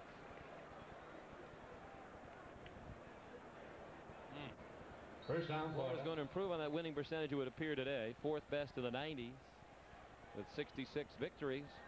83% winning percentage. Only Florida State, Nebraska, and Miami better. Werfel's pass intercepted. Greg Hill running it down the sideline, and Werfel in on the tackle as Hill goes out of bounds near the 20. Terry Jackson helped Werfel knock Hill out of bounds. 29 yards on the interception return by Greg Hill, the sophomore from Mansfield, Louisiana. Don't see Danny Werfel throwing the football up for grabs too often. He's out on the corner now on the run. Throws it across his body a little bit, and stepping in with a pass that was poorly thrown and behind the intended receiver was the strong safety, Greg Hill.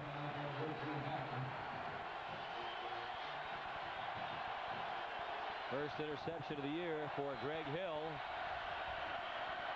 Play action fake by Tyler on first down. Throws on the run, incomplete. Right through the hands of Chris Beard at the 10-yard line. Anthony Lott had the coverage, but that was a pass that should have been caught by the sophomore from Shreveport. Yeah, you got to catch the football. Look at Steve Spurrier over there. He's winning 42-6, and look at him talking to Danny Werfel. Come on, Danny, you know better than that. Let's not get sloppy.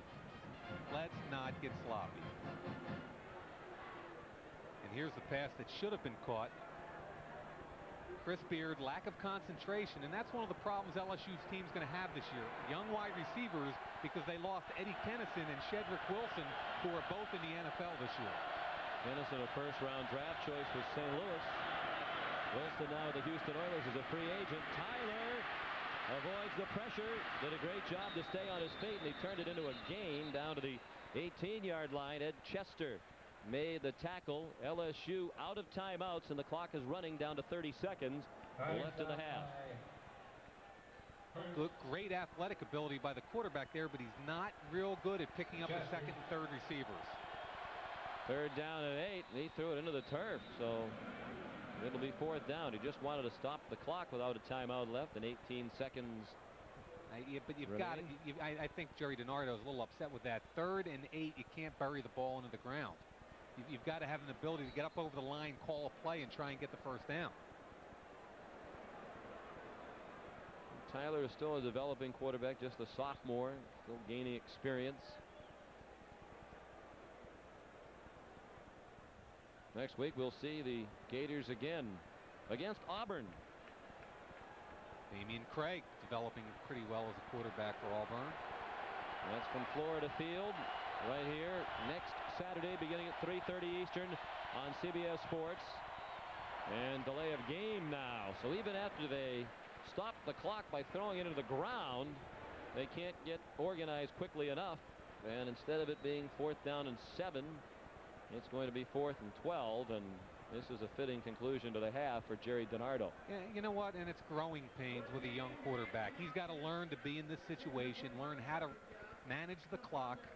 Jerry DiNardo is very frustrated right now, and you can't blame him, but Tyler will get better at this. Officially 4th down and 13 at the 22. 42-6. Florida has the lead with 18 seconds left in the first half.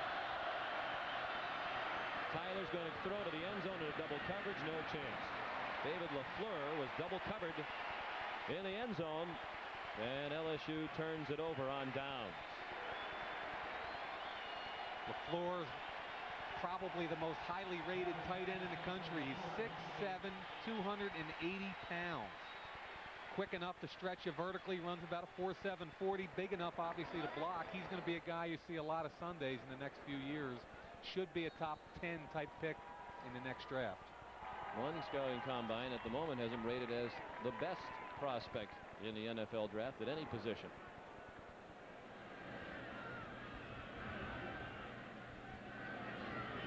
And the Gators take a knee.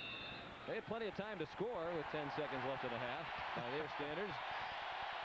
That's all kinds of time, but they decided to take a knee and end the first half with the score Florida 42 and LSU 6. Pat O'Brien, Craig James, and Danny Sheridan will be along with college football today right after this message and a word from your local station.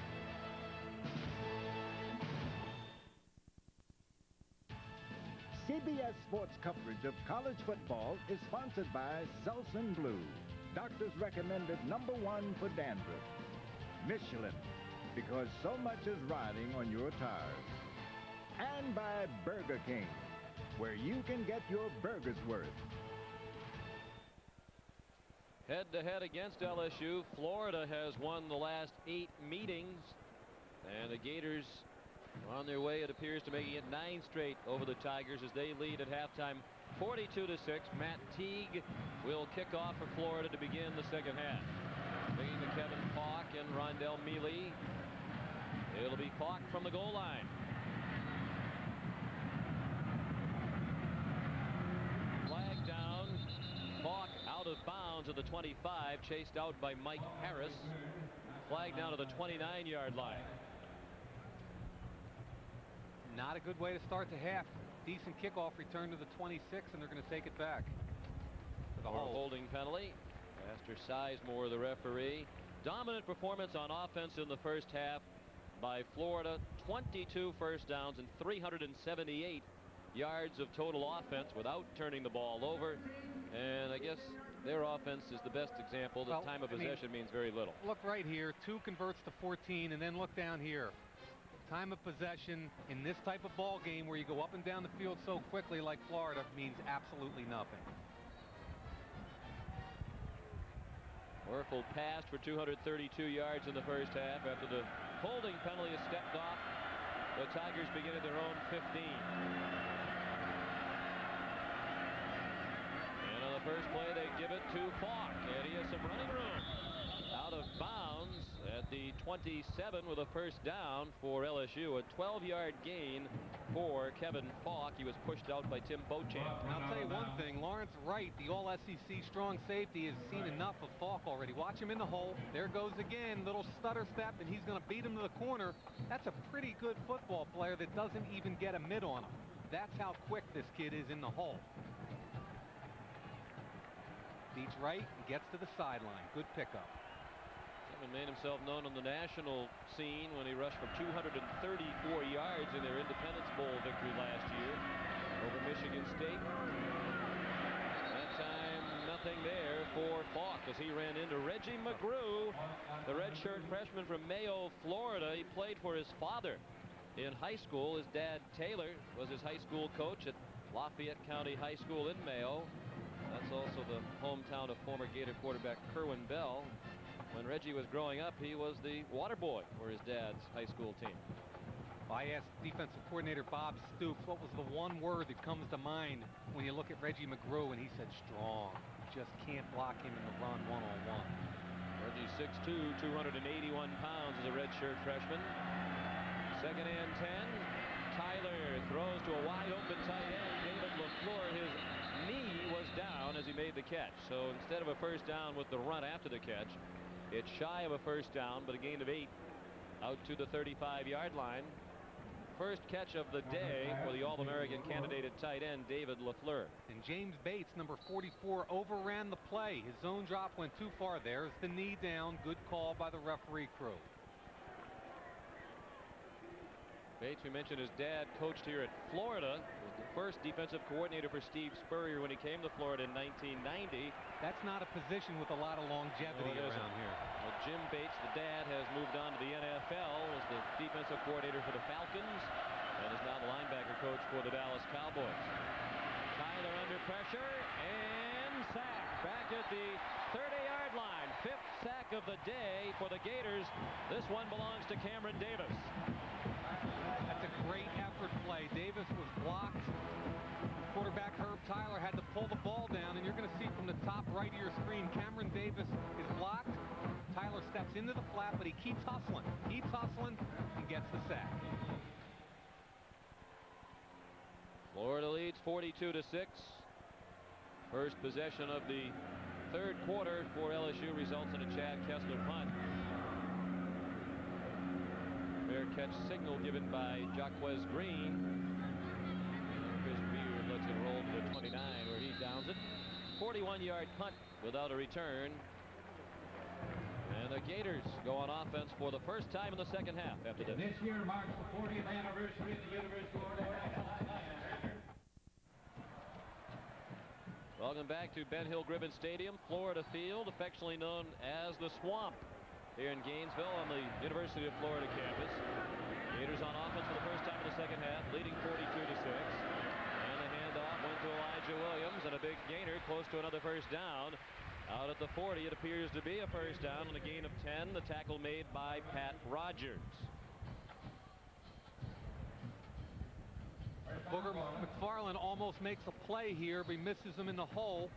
Watch the cut in the hole by Williams. Right there, the cut back across the grain. Booger just misses him.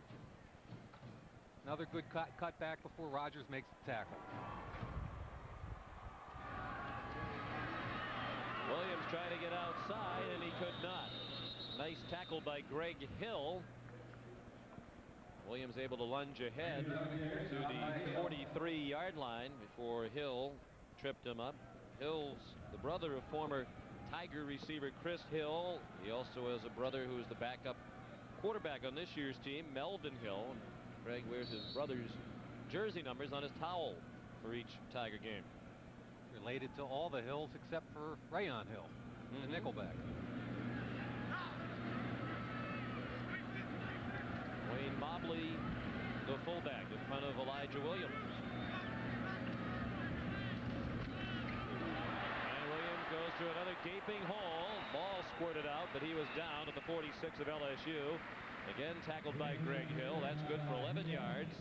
And another Florida first down. Now, when Florida gets in the I formation, it's run or play action. Watch the block, the lead block right there on linebacker Pat Rogers. That creates the big seam, and Williams up the middle. That's something that Spurrier really wants this team to do, is develop some toughness and be able to run the football when they need to late in the season.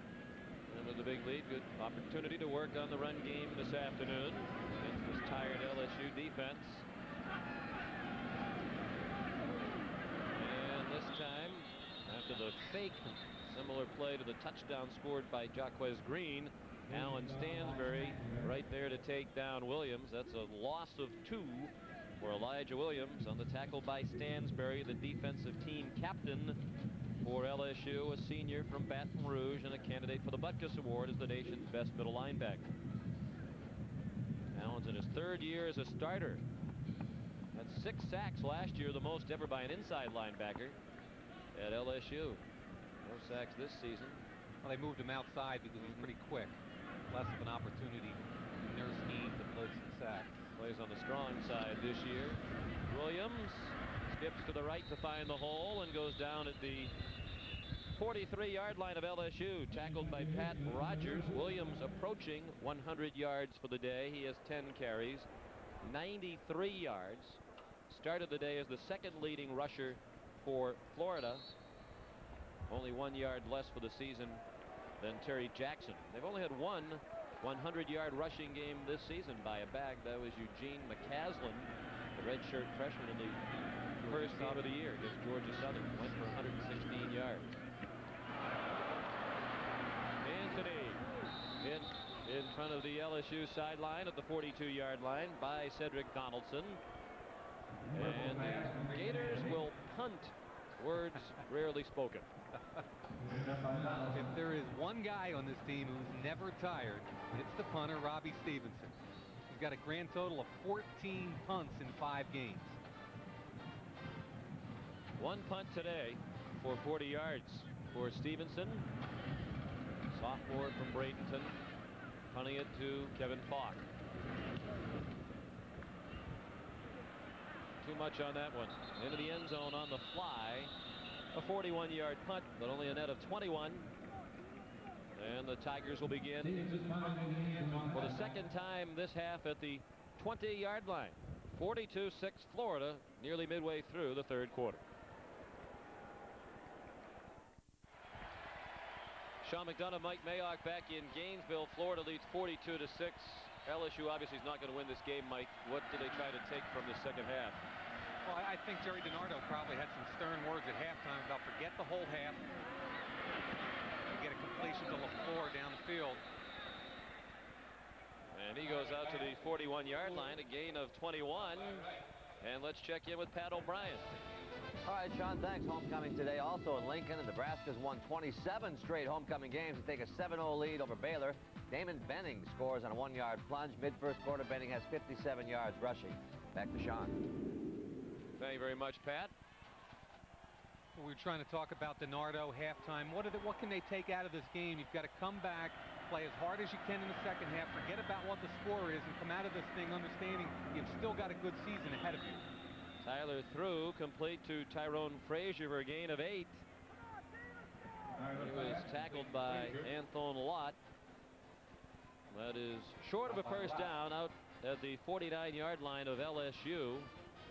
A rare good play on first down this afternoon for LSU. They'll have 2nd down and 2. And if you're Steve Spurrier, look at the numbers right there. 400 yards. We're barely into the 2nd half. But if you're Steve Spurrier, you don't want guys to get sloppy right now. You've got another half of football to play. You want to get your starters a workout and get ready for Auburn next week. Savoy, the F-back, went in motion and fought. Weren't fighting for first down yardage and did not appear to get there. Johnny Rutledge able to drive him back.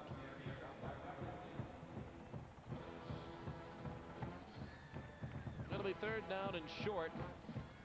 Welcome home to America's Night of Television on CBS tonight. Don't miss all new episodes of Dr. Quinn, Medicine Woman, Early Edition, and Walker, Texas Ranger. Early Edition, is that one where the guy knows in advance what's going to happen? He gets the newspaper a day early. Not bad. You and I might even hit something right that way. 3rd down, a yard to go for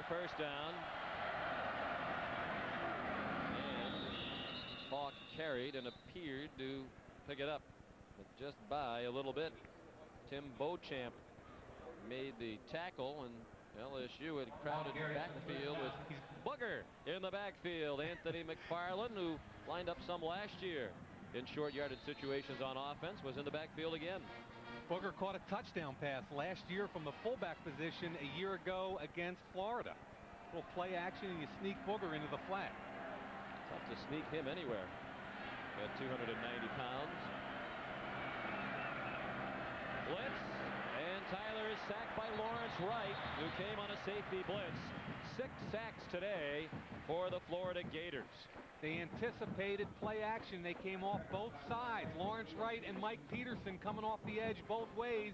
And after Herb Tyler finishes the fake, he's got guys in his face to the left, to the right, tuck it down, and another sack. Wright's a veteran. Today his 30th career start. Last year he was first team All SEC and third team All American as selected by the Football News. And he'll be a candidate for those awards again this year. Florida leads 42-6. Under 6 minutes remaining in the third quarter. Tyler has a man down the middle, and had Frazier been able to catch it in stride, he would have run for a while, but he had to make a tumbling catch at the 41, and as a result came up short of a first down. It's a gain of 10, and they need about 2 more, 2.5 for a first down.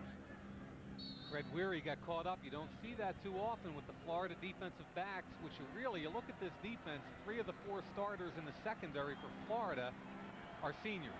It's very, very talented and really experienced. They don't often get beat like that on little pick play. Tyler 4 for 4 this quarter for 47 yards passing. They blitz again. He's in trouble. Got away from one man, but not the next. He was able to shed Johnny Rutledge, but couldn't get away from Cameron Davis, and it's a loss of 6. They went right back to the same play that worked before, which was the pick play up top, but this time Fred Weary fought his way through it. Watch Tyler. He thinks he's going to have the slant underneath. Doesn't. He's got to pull it down. Here comes Rutledge, and then clean it up, Cameron Davis. And they're going to punt. Thought they might on 4th and 10 go for it at the Florida 49, down by 36 points in the third quarter. Kessler, end over end punt, handled by Jaquez Green. And a slashing run back to the 25, tackled by Charles Smith. 41-yard punt, 16-yard return, 4:19 remaining in the third quarter. In Miami, here in Gainesville, the #1 team in the nation, Florida, has dominated #12 LSU. It's 42-6 in the third quarter. Fred Taylor on first down. Good gain out to the 32. They're working on David LaFleur. Even with his team down by 36, LaFleur was still running down, covering the punt, and the All-American candidate at tight end might have injured himself on punt coverage. Yeah, I'm sure Gus Johnson will give us an update, but it looks like a shoulder or a neck. You have to change personnel on some of those teams, given the situation. You don't want to risk losing. Now they want to win the like second half. They're going to come out and try and win the second half. I'm sure that's what DiNardo said at halftime.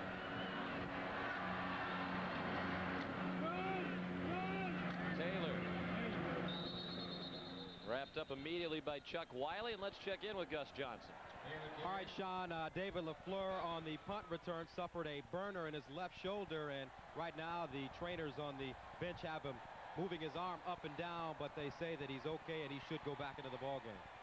He looks a little pained to me, doesn't he? I'm not sure how much of a beating you want your All-American tight end to take with the score 42-6 at this point. Well, they're trying to win the second half, as you suggest. I know. And let him take a beating. Yeah, I'd let discretion's a better part of valor sometimes.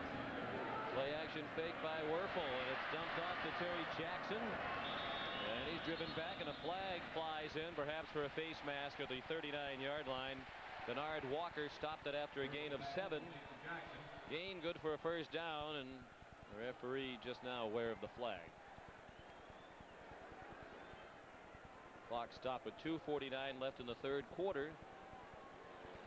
42-6 Florida. Face mask at the end of the run, it'll be a 5-yard penalty. First down. third face mask penalty called against LSU today. Yeah, how often do you see that? We had 2 early in the first period. Here comes the third. Little touch pass again.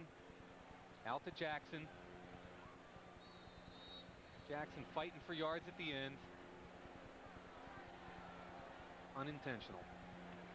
And as a result, a 5-yard penalty.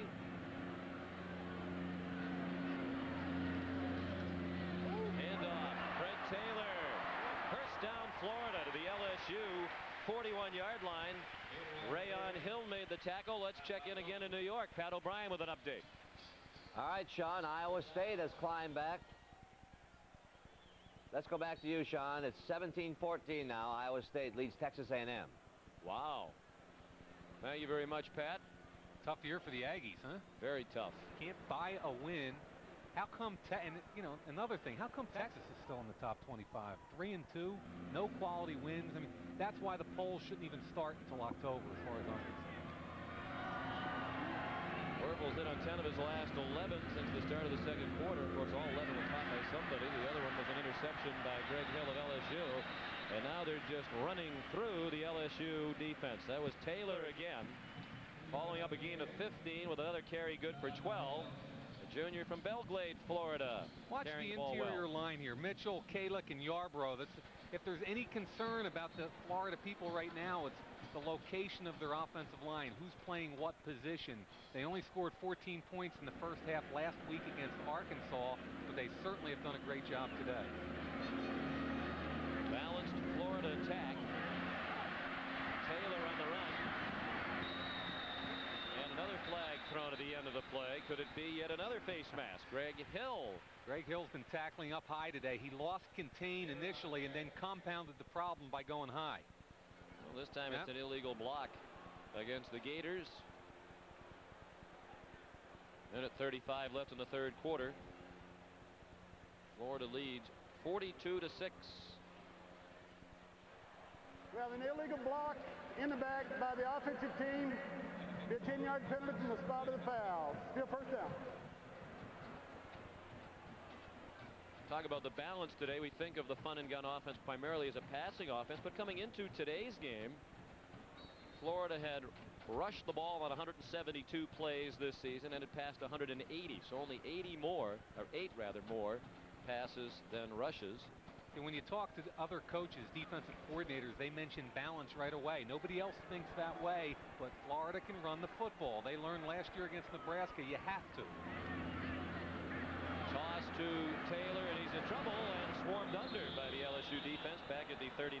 Greg Hill again up near the line of scrimmage from his safety spot. Mike Sutton also in on the play. Once again, here's Pat O'Brien. All right, Sean, let's talk about that game. Iowa State trailed 17-0 against Texas A&M. They now trail by 3, 17-14, as Troy Davis scored on a 2-yard run. Here it is. He has 81 yards on the day, just 2 shy of the 1,000 for the season. I say that's a gimme. Let's go back to Sean. He'll have 1,000 and then some. A lot of then some before the season is over. He's averaging 229 a game, so obviously A&M playing him pretty tough. Second and long at the LSU 39. The Gators lead 42-6. Looked like Werfel threw it away under pressure. Late flag thrown near the line of scrimmage. Pass intended for Fred Taylor. Werfel under pressure for one of the very few times today, and it's a holding penalty against the Florida Gators. They've only been penalized twice in this game today, and the second penalty was just seconds ago on the illegal block. I'll tell you one thing, when Danny Werfel throws the football, it doesn't hit the ground too often. It's not incomplete too often. At one point we had 10 or 11 consecutive passes.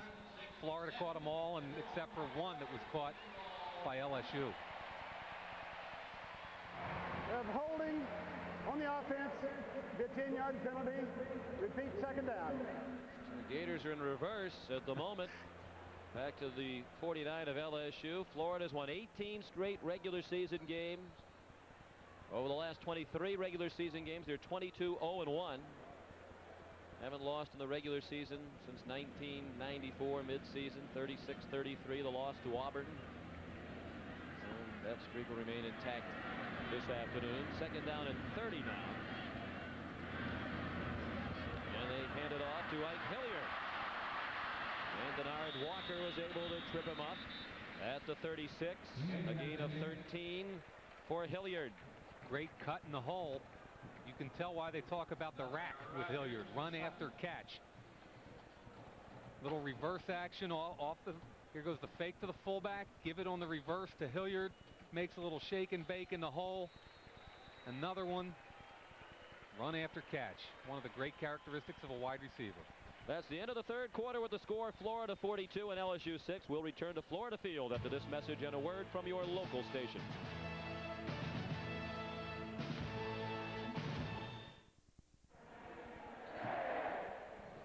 No scoring in the third quarter as Florida went primarily with the running attack ahead 42-6. And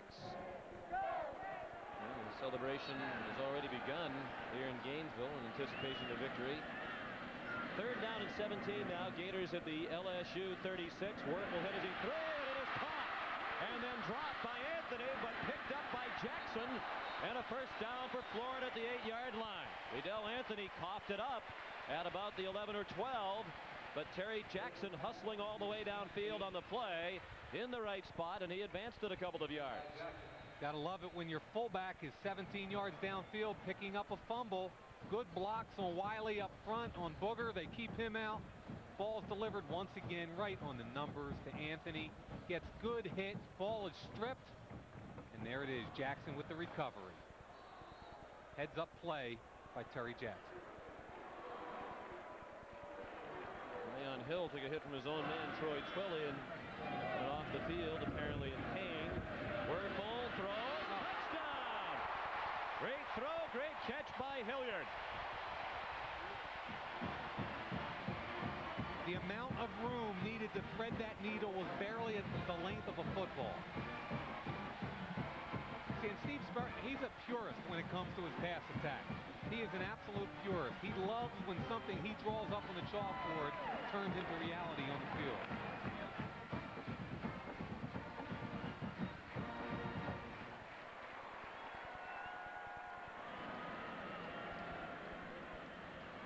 Edmiston out of Teague's hold.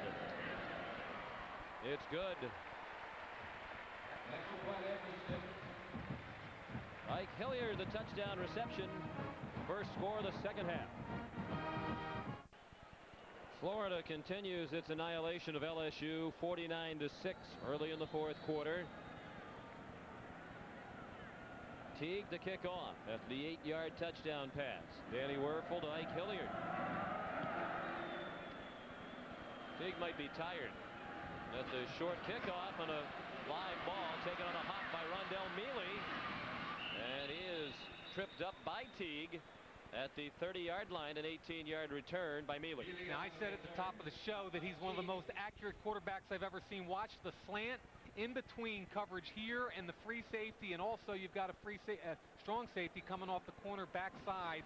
Watch how much room he has to complete this pass. Over top of the corner, in front of the free safety. Sean, it's just the most accurate college quarterback I've ever seen. 8 accurate tosses to Hilliard today for 145 yards and 2 touchdowns. Tyler comes out throwing, and it's complete. Tyrone Frazier close to a first down at the 40-yard line. Here's Pat O'Brien. All right, Nebraska fans wouldn't want any other way. Looking impressive at home against Baylor. Now up 14-0 after a 6-yard touchdown run by D'Angelo Evans. By the way, Sean, Troy Davis got his too, over 1,000. Back to you.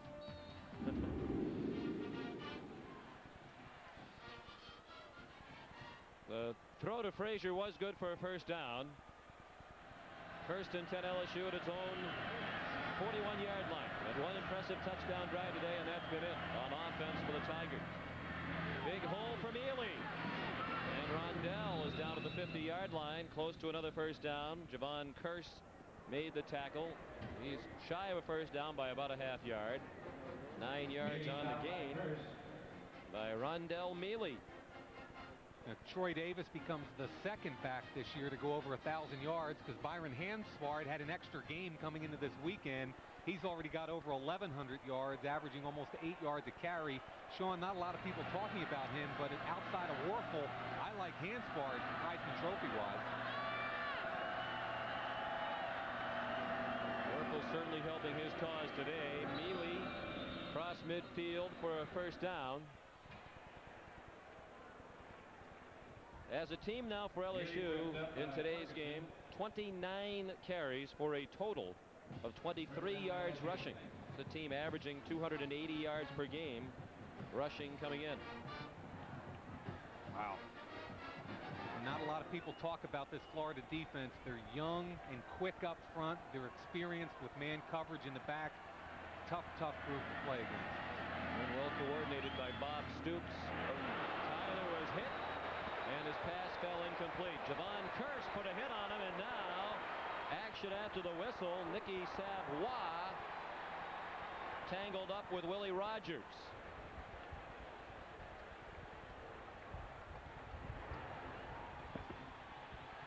And there are flags, as you might expect.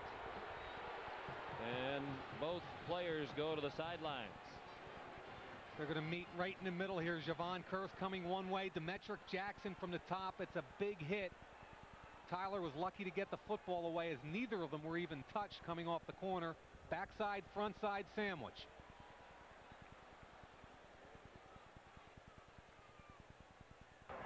We have a double foul, personal foul on offense, a personal foul on defense. Both players were ejected. Whoa. This is a third down. Ejected. Rogers, Savoie, and Willie Rogers. Wow. Both done for the day. Rogers, I've explained that to his wife, Heidi. He's married and has a 16-month-old daughter also named Heidi. Whoa. And that's Bob Stoops. We were talking a moment ago about Stoops and what a great job he has done. Came here after 7 years at Kansas State. He had the top defense in the nation last year at K-State. And Coach Spurrier brought him in this year to be the defensive coordinator du jour here in Florida. 49-6. Stoops is a 36-year-old defensive coordinator who's headed for huge things on the college coaching scene. One of the most highly respected, pressure, aggressive defense type of guys. Was an incomplete pass. You can see that's what he was gesturing. Right. The officials they want to make sure the down is counted. It was an incomplete pass. And the ball goes back. It'll be 2nd and 10. Right. Which is the correct call, and Jerry DiNardo knows that.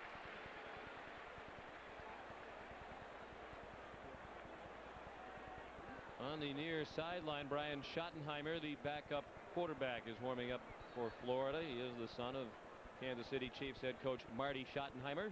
You know, the guy he's throwing it to in his catch, it's Schottenheimer catching with the heir apparent to Danny Werfel. That's number 12, Doug Johnson. He's a true freshman from the Gainesville area. And folks, that's the guy right there that will run the fun and gun down the road. Tyler, deep drop and a deep pass, looking for Frazier, and he has it. Good catch. Now, he might have pushed off to get some separation, but he got the separation necessary to make the catch. And it's a 34-yard gain to the 14-yard line. Definitely looked like Frazier might have given the DB a shove to get some space. Well, he was running neck and neck and all of a sudden had a 2 or 3 yard separation. He might have used the hand, but he got away with it either way. It's an excellent play by Tyrone Frazier. Frazier having his best day. Stoops didn't like it. He saw what we saw, the push-off. Frazier 3 catches for the year coming in. It's 5 today. Option toss. Mealy running room inside the 5 and out of bounds. Knocked out by a backup safety, Mike Harris. It's a gain of 11. 1st and goal, LSU at the 3. They trail 49-6 with 12:46 remaining. Option play in the red zone. Look at Bob Stoops. He does not want them in the end zone right here. First team, second team, he doesn't care. He had a very good situation at Kansas State. Enjoyed working for Bill Snyder a great deal. As a matter of fact, he told us yesterday he and his wife had purchased a house 2 weeks before he got the call from Coach Spurrier. He was ready to settle in Manhattan, Kansas for a while. Much as he can in the coaching business. Tyler in trouble. Tyler down back at the 9-yard line. And it was number 9, Anthony Lott, who completed the 7th sack of the day for Bob Stoops' defense.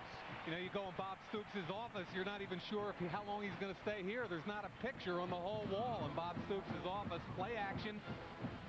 Now here's where you got to get off the corner. Anthony Lott does a great job of chasing him wide, and now the guys can chase Javon Curse and everybody else, Peterson, from an inside-out angle and get to him. Now earlier in the day, Tyler's pants were ripped, back of his jersey. Tough day. Crowd making deafening noise, and Tyler goes down in the arms of Curse back at the 12-yard line. Option defense is assignment football. Backup safety Mike Harris took away the pitch man, and when you take away the pitch man and you don't block the contain man, Javon Curse just comes underneath and kills him. Tyler's going to endure his first loss as the starting quarterback at LSU. Was 8-0 coming in. Obviously the starting quarterback for all 7 victories during this winning streak. And he also played as the starter against North Texas in a win earlier last year. On 3rd and goal, he goes over the middle, nearly intercepted. Diving attempt made by Demetric Jackson. He almost picked it off for the Gators. And Jerry DiNardo told the field goal team to stay on the sideline. It appears he's going for the touchdown on 4th and goal from the 11. Blitz with man coverage on the outside, free safety in the middle. You can see right there Mike Harris hanging on it. Good coverage by Jackson. Becomes a 2-on-1 situation with the 2 safeties. Mike Harris knocked down Larry Foster before the ball arrived. Listen to this place. They're not satisfied with 49-6. They don't want the Tigers to score again. LSU 1 of 2 on 4th down today. They go to the fade, and it's batted down. Fine defensive play by Tony George. Flag in the end zone. Larry Foster, the intended receiver. Certainly the end of the play looked clean. Perhaps there was contact before George batted it down. Pass batted away by George. It'll be a first down if it's pass interference. That's automatic. Well, the interference on the defense. The ball will be placed on the 2-yard line. First down. Let's watch Tony George. Number 1, he's got his hands all over 22 Larry Foster. There's a lot of pushing and shoving, but at the end of the play, there's certainly no interference. If they get it at all, it's early on in the play when the ball's in the air. George, second cousin of last year's Heisman Trophy winner, Eddie George, running back from Ohio State, now with the Oilers. So he's a cousin of last year's winner, perhaps a teammate of this year's winner, Danny Werfel. Flag down, Mealy, touchdown if the play stands. Flag thrown as the ball was snapped. And the LSU players indicating it's against Florida. Offsides, Florida, I think, in the neutral zone. Offsides, defense, penalty refused, touchdown. Rondell Mealy the touchdown on a 2-yard run. Second touchdown of the afternoon for LSU. Toss sweep. Key is the fullback block right there, Tyler. And then when you get one-on-one on Rutledge, you've got to have enough momentum to knock him backwards, which Mealy did. Wade Ritchie's first extra point was blocked. This one is good. 10:58 remaining. It's now Florida 49 and LSU 13. Texas Ranger. We hope you'll be tuned in tonight on CBS. Ritchie's kickoff bounces out of bounds. That's just how the game started. On a kickoff out of bounds that gave Florida the ball at the 35-yard line. New quarterback now for the Gators. Brian Schottenheimer, the senior from Overland Park, Kansas, takes over. And those Gator fans enjoyed what they saw today from Danny Werfel. Certainly helped his Heisman cause. Werfel 17 of 25 for 3 touchdowns today, 273 yards. You see the numbers on Schottenheimer, who has appeared in every game this season. They've been regularly so far ahead, the backup quarterbacks with a chance to get some playing time. Werfel 17 of 25, 273, 3 touchdowns, 1 interception. Schottenheimer hands off to Williams. Danny Werfel wasn't very sharp to start the game. Started out in the first quarter only 5 for 12 for 91 yards. but thereafter was 12 for 13, and the only ball that was not completed was the interception. Which technically was completed. Yes. So the last 13 balls he threw did not touch the ground. But remember, we talked about the second quarter separation, which is exactly what happened again. LSU was making a game of it. You get into the second quarter, and that's where they separate very quickly from the people that play. Big interception thrown by Tyler, 21-6. LSU a little bit of momentum established on offense for a home run ball when it was picked off. And they were never in the game thereafter. We go to the same barber, that Gator fan. And myself. A couple whiskers south of the nose, and that's Sean McDonough. Oh, now easy. I have a little more than him. Not much more. Williams threatening a 100-yard day now. Looks like they're trying to get him over 100. We have him for 12 carries, 99 yards. For Elijah Williams, he'll probably be watching the next game. Florida State, Miami. His stepbrother, Greg Allen, former standout running back at Florida State. And that will definitely get him over 100 for the day. Elijah Williams, the junior from Milton, Florida, with just the second 100-yard rushing performance by a Gator this year. 13 carries, 111 yards officially for Elijah Williams. And they'll decline the penalty to get him his 100-yard gain. Good push up front. Coach Spurrier told us he really wanted somebody to step up and get some more carries, get them comfortable with carrying more than 5 or 6 times a game. Elijah Williams or Fred Taylor is going to be the guy that's got to get it done for the rest of the season. Williams out and might rest for much of the rest of the game. Practice up for his performance tomorrow, perhaps. He plays keyboard in the local church choir. Elijah Williams. That's Fred Taylor with the carry. Short gain to the 47 of LSU. Pickup of 2. Now Taylor's up to 96 yards. The one challenge for Florida this season, the game at Tennessee, and of course they had the big lead, and Tennessee came back to make the score respectable, but it was never really a tight game. And here's the remaining Florida schedule. Nice thing for them is they have the 2 weeks today at LSU. Next week they have Auburn. Then they have an open week before going into the last 4 games of the season. So the schedule really begins to look good for Steve Spurrier. They're trying to get Taylor over 100, and he goes over 100. Pat Rogers, the tackle on Fred Taylor. Now 107 yards for Taylor on 16 carries after a gain of 11.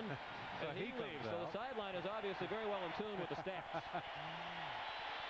Last week, Steve Spurrier took some heat from the Arkansas people because he put Danny Werfel back in the game to get a couple of records, the all-time season touchdown record and a couple of other records. This week, he's decided to get the 100-yard games. Who can blame him? And now McCaslin in at tailback.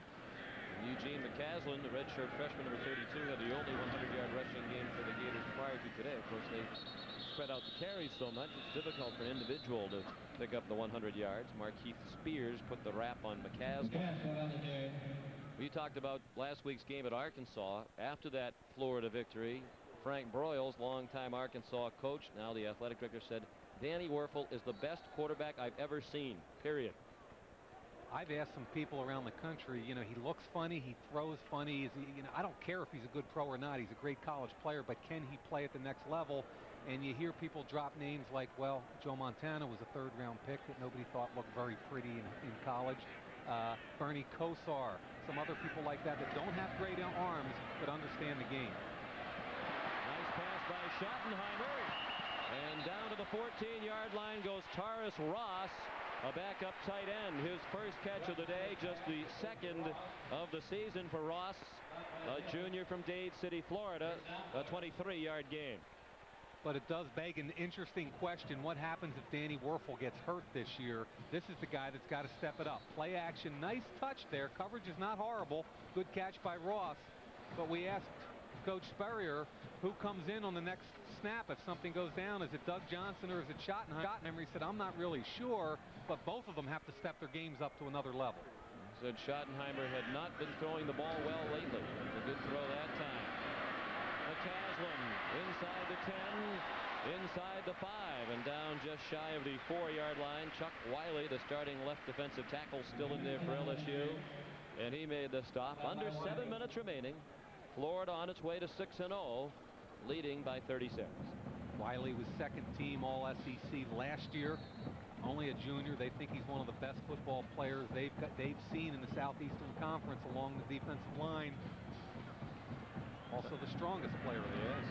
Chuck Wiley's the cousin of former Super Bowl MVP quarterback Doug Williams. McCaslin remains the lone back. Schottenheimer gave it to him. He is in trouble. Bounced off the hit and now has a lot of running room. Eugene McCaslin, a touchdown. He was hit by Greg Hill well behind the line of scrimmage, but Hill couldn't wrap him up. Schottenheimer threw a block to help McCaslin, and Florida has posted 55 points with the extra point upcoming. Greg Hill has got to make the tackle in the backfield, 6 yards deep right there. All he did was hit it with a shoulder pad. You got to wrap up. Good block by the quarterback. And then McCaslin beats him into the corner of the end zone. Twice today we've seen defensive backs with one-on-one tackles that could prevent touchdowns. Both times the Gators break the tackle and go the distance. Edmiston adds the extra point. And that kind of a day for the LSU defense. 56-13 Gators.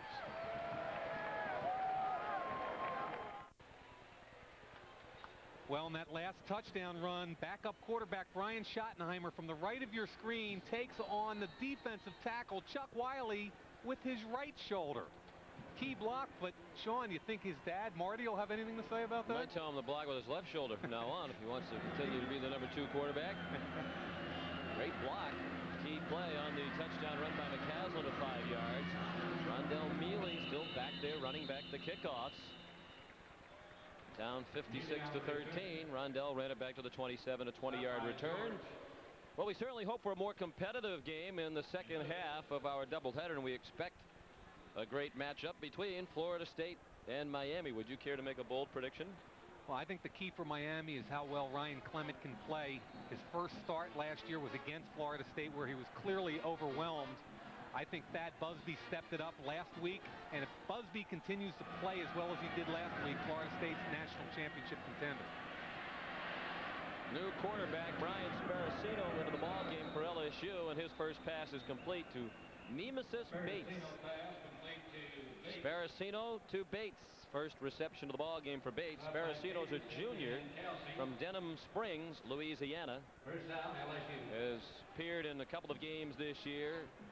Most of those stats you saw compiled against New Mexico State when he was 8 for 12. He went 0 for 2 last week late in the game against Vanderbilt. Brian's first year at LSU after 2 at Northwest Mississippi Junior College. He passed 4,900 yards and 45 touchdowns in 2 years. And it's Bates again into the secondary. Nemesis Bates down to the 22. Demetric Jackson made the tackle for Florida, a gain of 38. So that combination comes off the bench, Sparacino and Bates, and quickly the Tigers are in scoring position. And when I asked the coaches what kind of quarterback Sparacino was, they said a much better pocket passer, can throw the football. He puts it right on a rope there to Bates. Good pitch, good catch. And Bates can run once he has it too. Nemesis is a true freshman. Only 1 reception for the year coming in. That was against New Mexico State of St. Augustine High School in New Orleans. That's to the end zone and incomplete. Intended, it appeared, for LaFleur. And there were 2 receivers in the area. Yeah, there was an offensive bust there. Rodney Hudson or David LaFleur. One of them shouldn't have been there. LaFleur was running the seam, and then he broke it to the corner. Hudson was already there. You never put 2 guys in the same area like that. But in that situation, LaFleur at 6'7" should have had a big advantage.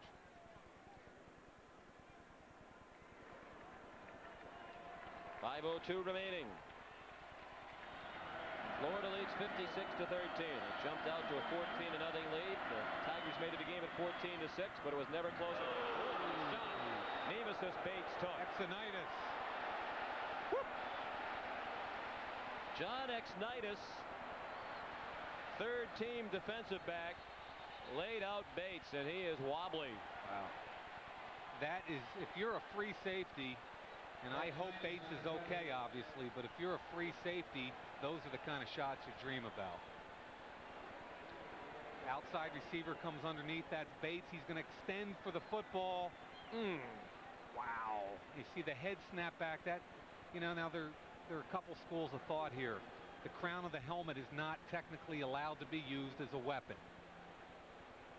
Clearly what they're trying to do is protect people and make you use the front of your face mask and not the top or the crown of the helmet.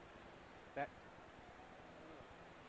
take another look at this in regular speed instead of slow motion. Bates underneath, the extension, the hit.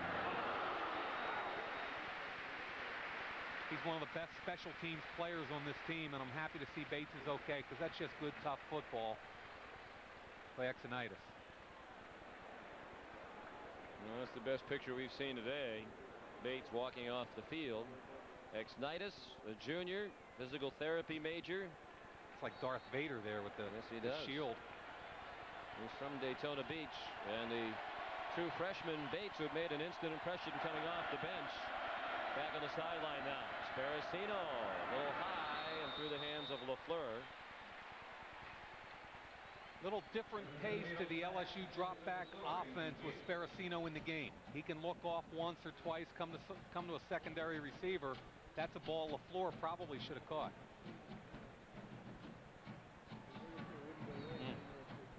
They're checking out Nemesis Bates. They're asking the questions right now, the dreaded questions. Okay, where are we? What day is it? What's the score? And did you get the number of your nemesis on the other team? Spelled like nemesis, pronounced by nemesis. Couldn't wait for that, could you? It was a little too easy. That's why we waited a few times. So it's like a layup. He was involved in the play, made sure he was all right as well. Looked like there was movement along the offensive line of LSU. Perhaps the left guard. At the dead ball, illegal procedure. There was movement on the offensive line. Penalty. Might have been Ryan Thomasy, a reserve guard. He backs up at both guard positions. Sophomore from Galliano, Louisiana. He does play about half the snaps, though, because of his ability to play left or right guard. Only a sophomore. Ball back at the 26 of Florida here in Gator country on homecoming weekend. The Gators in command, 56-13, leading LSU with 4:48 remaining. Sean McDonough with Mike Mayock and Gus Johnson. Today's game produced by Bob Dekas and directed by Mike Arnold. Sparacino on 4th down. They need to reach the 11 for a first down, and Frazier won't get there. Good defense. Again, it was Exonitis who made the tackle. Much gentler hit on Frazier than he delivered to Bates a moment ago. And the Gators get it back on downs.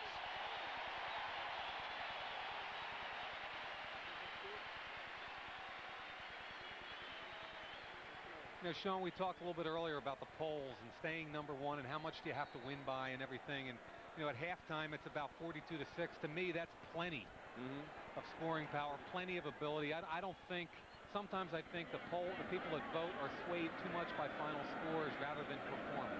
Doug Johnson at quarterback now. He gave it to McCaslin. In fairness to Florida, they've been rather kind running the ball regularly here in the second half. Let's check in with Pat O'Brien. All right, Sean, we'll ask the question, too. What day is it? Where are we? Well, it's big game day, and we'll be in the Orange Bowl for Florida State, Miami. A couple of quarterbacks, you talked about them with a lot on the line here. Ryan Clement of Miami trying to prove himself as another great Miami quarterback. Good today with a win. And Thad Busby for Florida State trying to get Bobby Bowden the first win there since 1984. Big game. The Orange Bowl coming up next year on CBS. It is a big game. Miami looks to be a much improved team, but they haven't really played a challenging schedule yet, Mike. So this will be the true test of just how much better they are in the second season under Butch Davis. Yeah, Miami's a little bit of an unknown. And on the Florida State side, everybody was screaming for Thad Busby to bring in Dan Kendra behind him. It kind of reminds me of 2 years ago. They had a young guy by the name of Danny Cannell stepping in at quarterback, struggled early on, but got better and better. And I think the same thing is with Busby right now. They have to stay with him. Realize he's your quarterback. Go from there. Ernie DuBose lined up at fullback now in front of Eugene McCaslin. Doug Johnson, a true freshman quarterback, has a man wide open. Nafis Kareem out to midfield. 27-yard gain. Doug Johnson, the true freshman from Gainesville, playing for his hometown university. Here's the future right here, folks. True freshman from Buckholz High School here in Gainesville. He's got the classic quarterback arm in motion, unlike Danny Warfel. Gets up on top of the football, 6'3 and a half, about 212 pounds. He's got to come along if these guys are going to stay on the top the next couple of years. The toss to McCaslin.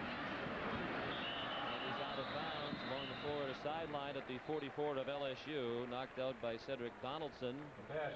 Knocked out of bounds by Donaldson. Redshirt freshman from Tampa out of Chamberlain High School. And we're down to 2:48 remaining.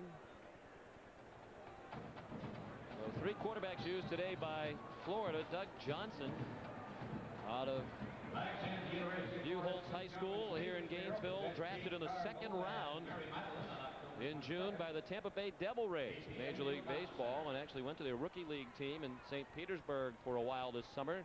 He came back here on August 1st in time for his first preseason football camp with the Gators. Signals crossed with Aaron McKinney, the 3rd tight end, number 89, who was running down the hash mark.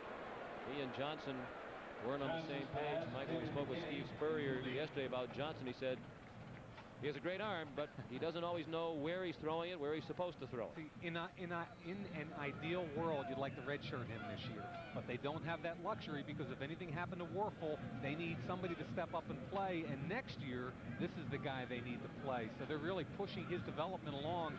He's getting almost as many snaps in practice as Warfel is.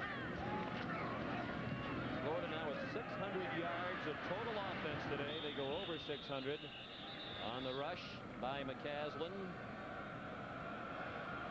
They've passed for 327 yards this afternoon, and they've rushed for 277. Dr. Quinn, medicine woman, early edition, and Walker, Texas Ranger. The lineup tonight here on CBS on America's Night of Television. All brand new shows tonight. And 4th and inches, Johnson the keeper. He has the first down, the 34th first down of the game for Florida. LSU has only 15. The Gators have far surpassed their average. They came in averaging 493 yards of total offense per game. They have over 600 today. LSU, sometimes you're not as good as you look when you win or as bad as you look when you lose, and I think that's one of those situations today. And LSU and DiNardo, they've got it turned around. What we saw. Well, it's definitely true of LSU today. They're a better team than we've seen.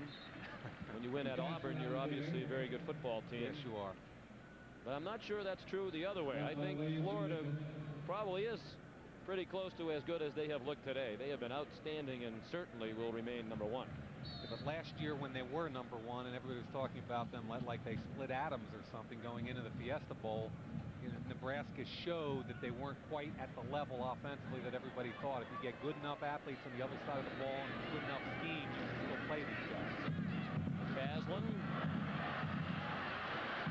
Wow, broke several tackles and is close to a first down. Damian Tullier, number 91, a reserve defensive tackle, finally able to make the stop, and it is a first down for McCaslin. There's Tullier, a redshirt freshman out of New Orleans.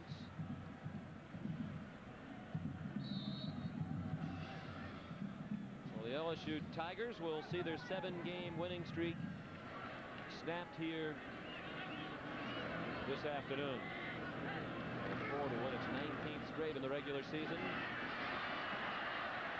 McCaslin close to another first down at the 18-yard line. Already 2 rushers, Williams and Taylor, over 100 yards for the day, and McCaslin is piling up the yardage. Monty Gatlin, a reserve linebacker, made the stop, and all of a sudden McCaslin's up to 57 yards for the Gators.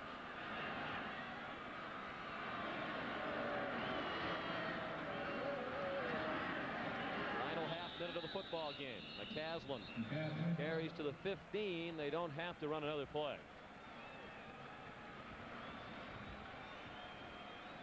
Noah Brindise got a snap or two at quarterback as the 4th QB. He was wearing number 17. Steve Spurrier doesn't want another snap. I don't know. They hustled up there. Who's the quarterback? Handoff goes to McCaslin. And he tried to break it in the end zone. Fans disappointed they didn't make it. Number 6 was a quarterback. To answer your question, there is no number 6 on the Florida depth chart. So that's how deep they went today to their 5th quarterback, who's not even listed on the flip charts or materials put out by the outstanding sports information staff here at the University of Florida. 635 yards of offense for Steve Spurrier's team today. Florida goes to 6-0. The final score, 56-13 over LSU. We'll join Pat O'Brien after this.